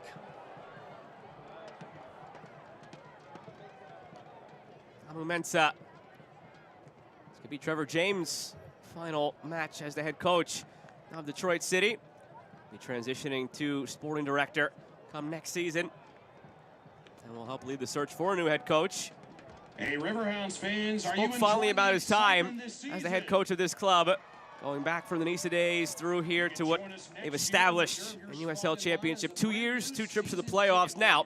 That being said, he's hoping it doesn't end tonight and they could have that historic club first USL Championship playoff win before he has to give way and help lead that search for his successor.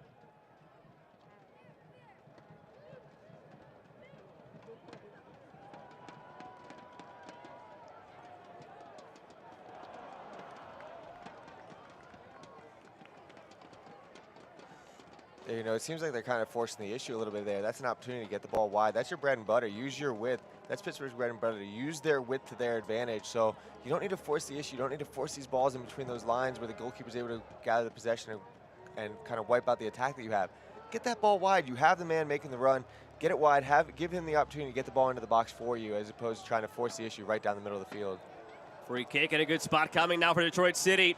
And look who won it. Yazeed Matthews, who just came on. Matthews this year, only 1 goal, limited to 19 games, 8 starts. But entering 2023, whether it was last year in USL Championship or prior to that in Nisa, and 9 goals for his club, now make it 10. You include this year, historically has been one of the key scorers for Le Rouge. Another opportunity here in a dangerous spot for Detroit. Can they get numbers behind, can they get numbers in front of the goalkeeper so Waite's not able to come gather the possession? Can they take advantage of this opportunity? Rutz, delivery. It's loose after the header from Matthews was snapped down.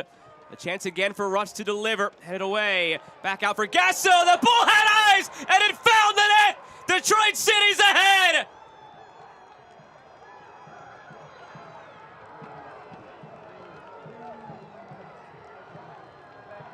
Stunned silence here from the Pittsburgh crowd.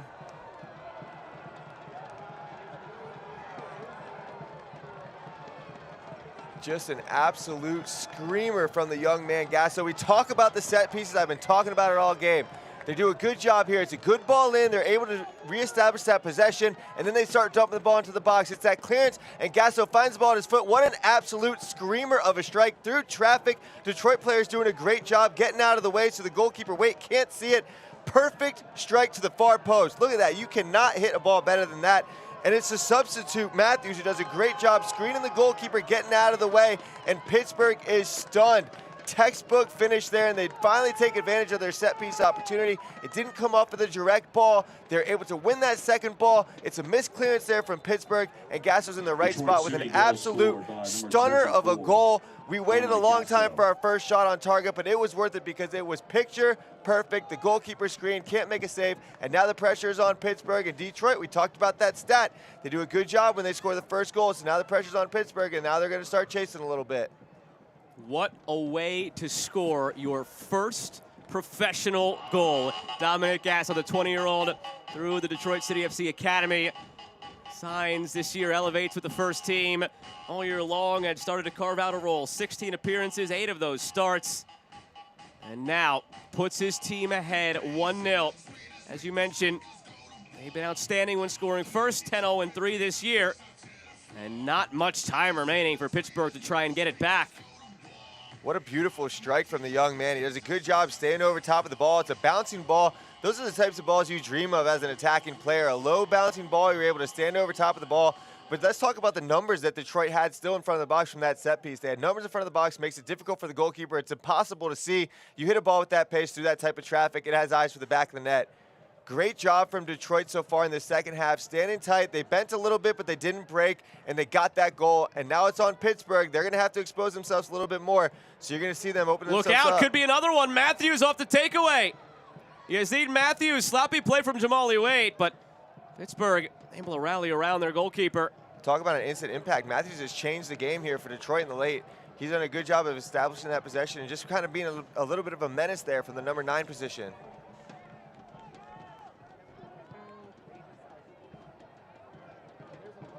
Looking for their first USL Championship playoff win, and it could come from the first career professional goal by Dominic Gasso.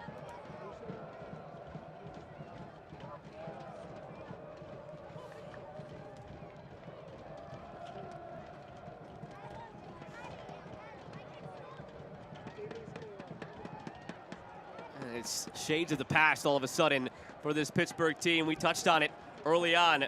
Ever since Bob Lilly's been here, And this isn't meant to be a knock on him in any way. He's won a title in this league in his time in Rochester. He has his team near the top of the table every year, but for some reason, they haven't gotten over that hump in the postseason. 2018, lost in the conference quarters. 2019, lost in the conference semis. 2020, lost in the conference quarters. 2021 had to forfeit their conference quarter game against Birmingham. Last year, lost in the conference semis. They've never been, under Bob Lilly, to a conference final. They won the Shield this year, #1 overall seed. Thought this might be the team to make that run, and they are staring down the barrel of an early exit.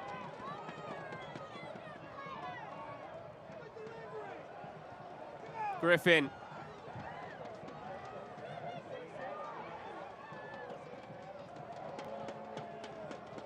Mertz. Here's Griffin. And that's shielded out for a goal kick. Well done. 2 more changes coming now for Pittsburgh. It's Luke Biasi coming on for Nathan Dos Santos. And Junior Eto will exit. He's replaced by Langston Blackstock. Substitutions for Pittsburgh. Well, I think the question now for Pittsburgh is how are you going to break down Detroit's block? Detroit's not going to open themselves, not going to expose themselves. You can tell that by the statistics that you told me about how Detroit's so good when they have that 1-0 lead. They're not going to open themselves up for the counterattack, which is something that Pittsburgh lives and dies off of offensively. So how are they going to break down this block? They need to move the ball side to side. They need to get their wingers high. They need to overload the outside width and get crosses into the box. Crossing, crossing, crossing. Get these crosses into the box any way that you can so you give your forwards an opportunity to create that bit of havoc that we saw on the flip side, which led to Detroit's goal. Get the ball wide, move that block side to side, try to get the ball into the box to create these opportunities for your big target forward, Dikwa.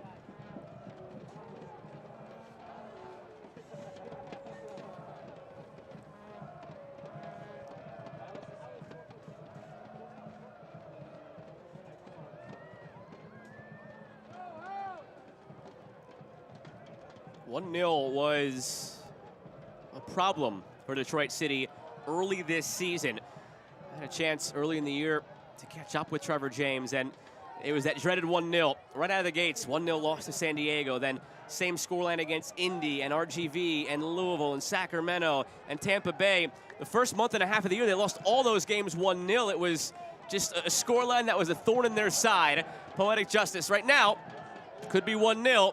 That they're on the right side of when it matters most in the conference quarters, but by no means is the job finished yet. Free kick coming here for the Riverhounds. They want to go quickly, but now looks like Renato Forbes will slow it down and set it up properly. No, there's a lot of game left here, and there's going to be a lot of action here, especially on the Detroit's defensive half. And this is where, if you're Pittsburgh, the same thing. You need to take your time. You need to take advantage of these set-piece opportunities that you're getting in dangerous spots. Quickly through for Forbes. Renato Forbes looking for it. It ricochets off his thigh, and it's there for Steinwasser. I love that idea. A little bit of something different off the training pitch. You try to get Forbes inside the box to have the ability to create. Instead of just dumping the ball in, they play the ball short and they do this 1-2 around the wall. Forbes does a good job of trying to create here, unfortunately for Pittsburgh, but good job there by Detroit doing that last-ditch defending here and recovery defending.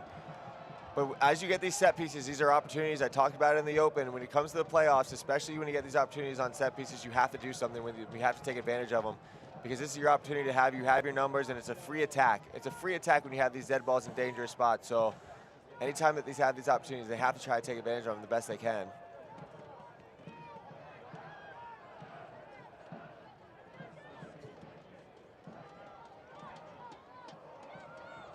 This would be the 4th time an 8 seed pulls off this opening round upset since 2016, and the 11th time either a 7 or an 8 seed does it.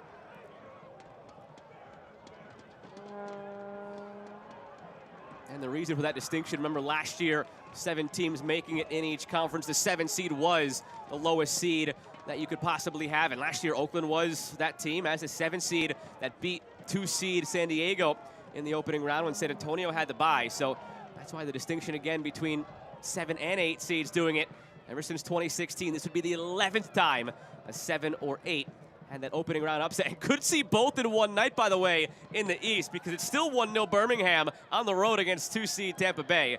So how about that? We could see 1 and 2 fall on the same night, possibly, here in the East. Still plenty of time here, though, and a load of time there. Biasi on the turn. Floats it through. Ibarra snaps it down. No trouble for Steinwasser. That's a good job there by Biase, doing a good job finding that open gap. He's able to split the back line here. He's able to find himself a good turn here off the back shoulder. Ibarra, unfortunately, he's not able to get more on top of that header, but that's a late trailing midfielder that's open on top of the box, so it's a good job there by the substitute to connect with that midfielder that's a late runner. We have set a new attendance record at Highmark Stadium. It's the third time we've had a crowd over 6,000 patrons. Tonight's official attendance, 6,123. 6,123, there you have it, in attendance tonight.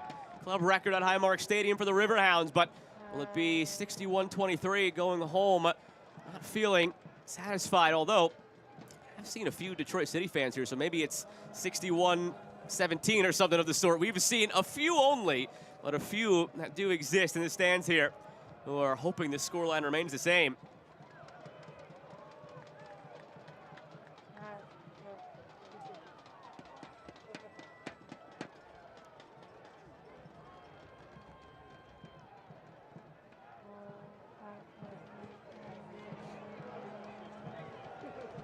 To start finding some answers if you're Pittsburgh. Only one shot on target. It was a half-hearted effort at best. 7 total shots. One shot on target as well for Detroit City, but it found its way through. On the shot from Dominic Gasso. I know we're getting late in this game, but Pittsburgh still needs to stay patient. They need to stay patient. They need to try to create these good opportunities by overloading. Low delivery, easy clearance.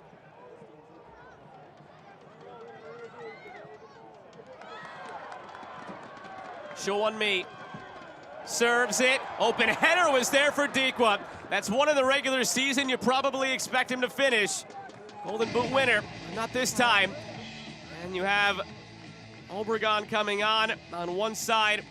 You'll have Robinson replacing Rodriguez on the other.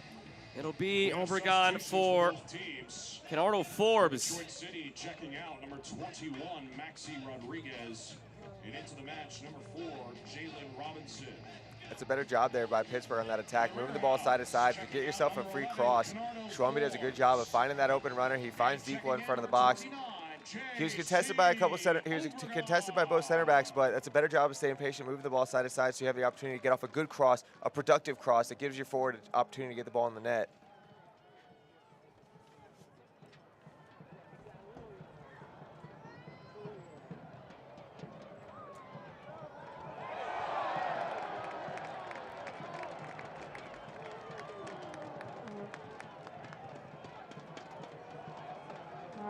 '90th minute at Highmark Stadium.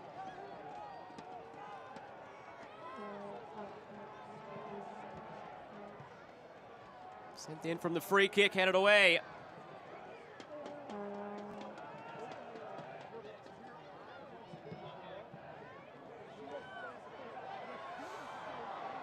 Steinwasser cleaned out. No official word on stoppage time yet. Might have another minute tacked on for this. He took quite the tumble. Yeah, it's a bit of a frustration foul there. You see the goalkeeper coming out. You know that he has a pass to the ball.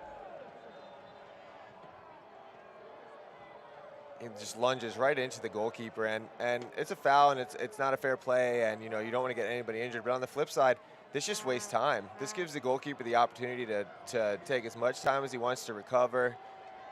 And of course, you don't want him to be hurt. I don't believe this would be injured too much, but an additional 5 minutes of stoppage time. Gives the opportunity a lot of time to milk the clock. And now, anytime that there's a foul, anytime that you see anything like that, the ball goes out of bounds. Detroit's going to take their sweet time, milking the clock as much as they can. 5 minutes. That's what's separating Pittsburgh from another early exit. That's what's separating Detroit City from their club's first ever playoff win in USL Championship. 5 minutes that will feel like an eternity for LaRouge and will feel like they go by all too swiftly for the black and yellow.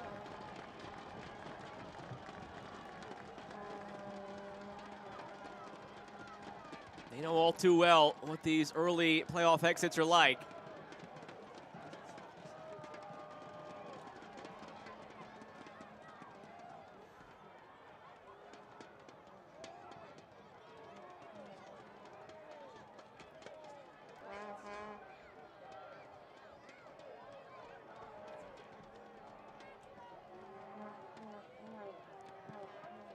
Steinwasser blasts it long. Yazid Matthews trying to hold it up, but again, that is not the focal point right now, but what a job done by Yazid Matthews. He got his body in the way. He earned the free kick. This is not only a chance to maybe add another for Detroit City, but a chance to take another 30 seconds off the clock. Milking the clock, and Matthews has done a great job since he's come into this game. He's not going to show up on the score sheet. He's not going to say anything like that. But his effort and his work rate and the pressure that he's been putting on these center backs, he's been doing a good job of just making life a little bit more challenging for them and bringing that energy that he had coming off the bench. Here he is again. Rutz. Throw. 3 to go. Yeah, look for them. I wouldn't expect a long throw on this one. Look for Detroit to probably take this ball to the corner, keep wasting as much time as they can. Winner of this game, remember, gets the winner of Memphis-Louisville. They're in extra time, and they're inching closer and closer to penalties in that one. 108th minute, still 1-1 there. 56th minute, Birmingham 1, Tampa Bay 0.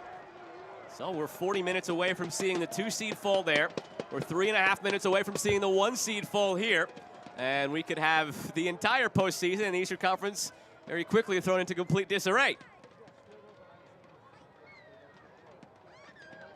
I don't think many people had Birmingham potentially hosting a playoff game on their bingo card.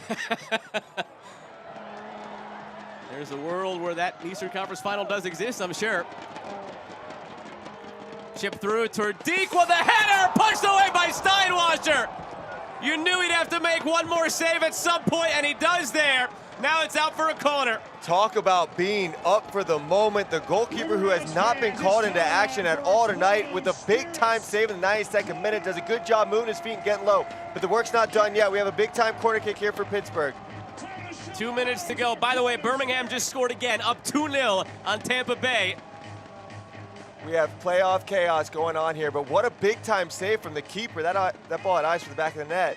Mertz, Dequap, still loose on the turn. Shawunmi ball still loose, kept out by Steinwasser. Still loose, and now set wide. Another corner coming. Steinwasser up to the task so far late. He's done a great job of staying focused in this game. It's never easy. He's called into action 2 times here in the 93rd minute. Work's not done yet. Driven ball again from the corner. Dequap heads it the wrong way, tried to keep it alive for Blackstock. They'll settle things here, Langston Blackstock. Floats it ahead, Steinwasser tracking. Looked like it got through without a touch, and that is true. Out for a goal kick with 1 minute to play. Man, back-to-back incredible saves here from the goalkeeper, especially on that first Dequap header. That ball had eyes for the back of the net. He does a good job moving his feet, keeping himself active. Look how he moves his feet to make the save. Even with a little bit of a slip, stays with it, able to stick his hand out. This ball from Dequap had absolute eyes for the corner of the net. Deals with a little bit of slips, goes to move his feet. Big time save here and does a good job here. Staying tall, staying up, keeping his body big. It was a block from the Detroit defender. That's the 3rd big time block that we've seen from the center backs tonight. Just great last ditch defending to keep this 1-goal lead. This might be the last chance here for the Riverhounds. Shawunmi cuts in. Shawunmi delivers. The header from Obregon is over the bar. And that could be it with 15 seconds remaining. This is the action that we've been waiting for Pittsburgh. They're getting the ball wide. They're dumping these crosses in, getting these opportunities. It's another good ball in from Shawamba. He's had about 3 or 4 of them since subbing into the game. Just a little bit over the top. I think the goalkeeper had it covered, but this is the type of action that we've been waiting for. Getting the ball wide, dumping it into the box, and letting these forwards try to get these headers on. Steinwasser launches it. All eyes now on Demianchuk. There's the whistle. Detroit City FC have their first ever USL Championship playoff victory, and the #1 overall seed is done. Stunned. Stunned silence here from Pittsburgh. And it came off of an absolute stunner of a goal from the young man Gasso. First in their time in USL Championship. It was heartbreak last year on the road against Memphis. It's elation tonight for a player who didn't feature last year all that much. Up from the academy, Dominic Gasso gets his moment in the sun here this season. 16 games played, 8 starts. A first pro goal tonight to win it on the road for Le Rouge. You have to give Detroit so much credit. They did a great job weathering that initial storm from Pittsburgh, and we talked about it. Bring the fight. That was one of the keys to the game. Bring the fight to Pittsburgh. Don't be afraid of the moment. Don't be afraid against this team that was the 1 seed. They won the Supporters Shield. They were the number 1 seed going into these playoffs. Don't be afraid of the moment, and they did a great job responding. They were patient. They were solid in their block defensively. They didn't expose themselves to the counterattack, and when the big moments came, it was Gasso finding the goal. And don't forget about the big save that Steinwacher had on the back end. So when these big moments came, these playoff building moments, they were up to the task. All the credit to Detroit. A great season for Pittsburgh, but all the credit to Detroit tonight for being up, being ready for the moment, and bringing the fight to Pittsburgh. They weren't afraid of the moment. All the credit to this team from Detroit, and they are moving on. We will come back to wrap it all up in just a moment. We all need a moment to catch our breath. These fans are still stunned. Detroit City still celebrating. Pittsburgh players still trying to figure out exactly how things happened tonight. It was supposed to be their year. They win the Players' Shield, top overall seed. They've got the 8 seed on their own home turf. It doesn't go their way. Detroit City FC, their first ever USL Championship playoff win. We wrap it up in just a moment. Everything you want is right here. Like going cashless. Like convenience. Like no fees at 55,000 ATMs. And earn $300. So do it now. Getting the right new windows with Pella was simple. Yeah, when renovating or drafty old house, it can be hard to find great people. Our dedicated Pella advisor was a godsend. We had confidence in Pella. They sold over 5 million replacement windows and doors. So we knew our local team would be on top of every detail. And the installation was done in just a day. Mom, the kitchen sink's broken again. I wish Pella did plumbing. Hurry, replacement windows are on sale now. Schedule a free in-home consultation for details. You want top quality roofing? Replacing a roof isn't just shingles. It's a complete engineered system. Being Pittsburgh's #1 platinum preferred roofing replacement company, we offer free estimates from one of the most trusted and well-trained teams in the industry. With over 40 years in the business, JP Roofing is efficient and complete most roofing jobs in just 1 day. If you're looking to get your roof replaced, hire JP Roofing and Siding. Quality long remembered at a fair price. At Dollar Bank, we make it easy to switch, earn $300, and send money with Zelle. Dude, you don't have to pay by the slice.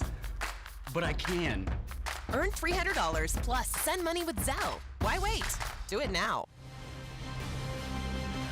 We mentioned there were a few Detroit City FC fans who made the trip. Well, the players found them, and they're over to celebrate and have all the fun you want tonight. You all deserve it.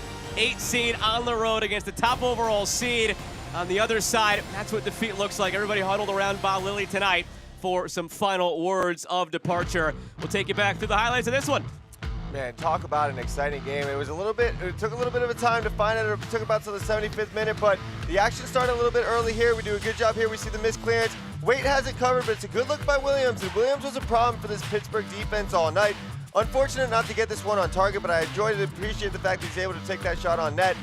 And this is what we talk about with Pittsburgh. Find the ball to the guys that are able to create. Eto does a good job getting the cross in. Unfortunately, he misses Dequan just by a little bit there for that chance on net. But it was really until the second half that we started seeing this action. And you talk about being a difference maker in this game. We talked about substitutes coming in and being a difference maker in this game. Matthews draws the foul. He made a huge difference tonight. And set pieces was such a focal point coming into this game. It doesn't come from the first one. It doesn't come from the second one, but it comes from the clearance. You have guys in the right spot. Gasso puts his head down, hits an absolute stunner to the far post. So much traffic in front of the net. There's nothing that Waite could do. First goal in his professional career. What a moment for this young man. And we talked about this before. How hard is it for goalkeepers to stay ready when you're not dealing with a ton of action? Well, the goalkeeper here, Steinwacher, with an absolute brilliant save in the 93rd minute. After not having to do much for the entire game, he slips a little bit on the turf, but he keeps his focus, extends that left hand, and protects the game here for Detroit City. And again, it's the last-ditch defending. There was 2 or 3 clearances here in the final seconds of the game from Detroit, holding on to that 1-0 lead. We talked about it before, that having that 1-0 lead was so important for Detroit, and it's just one last-ditch effort here from Pittsburgh that sails over the bar. Cross coming in. Thought it had eyes for the top net, but just a little bit over the bar. Goalkeeper had it covered, and that's all she wrote for Detroit. getting the win against the 1 seed against all the odds, coming into Pittsburgh, an entirely difficult place to play, ending with the win, moving on in the playoffs. We'll show you the updated bracket. Detroit City FC moves along. Will it be Memphis or Louisville? That's the question. They're in the 118th minute at 1-1. Seems to be penalties there. In the 65th minute, it's Birmingham up 2-0 on Tampa Bay. Jeff, I don't think this is what anybody expected coming into the day. 1 seed is done. 2 seed might be as well. And this is what makes the playoffs so fun, and this is what makes the league so fun. Any team can beat anybody. There's a lot of familiarity. It's all about who's up to the task on the given night. Detroit City was up for it. The Legion are up for it up on the Rowdies right now, but these are the types of things you love to see in the playoffs. It's fun to root for chaos. Well, you can catch either of those 2 other games at their conclusion right now in the Eastern Conference. 3 games to go later tonight in the Western Conference. But the big first result of the night here at Highmark Stadium, the top overall seed Pittsburgh is gone. The 8th seed Detroit City FC moves on. They'll do it for us tonight from Pittsburgh. For the crew that makes this possible, my broadcast partner Jeff Attanella, I'm Joe Malva saying so long for now. Flip over and catch some more USL Championship playoff action, all on ESPN+. It's coming thick and fast now. About to go to penalties between Memphis and Louisville. Go enjoy those, everybody.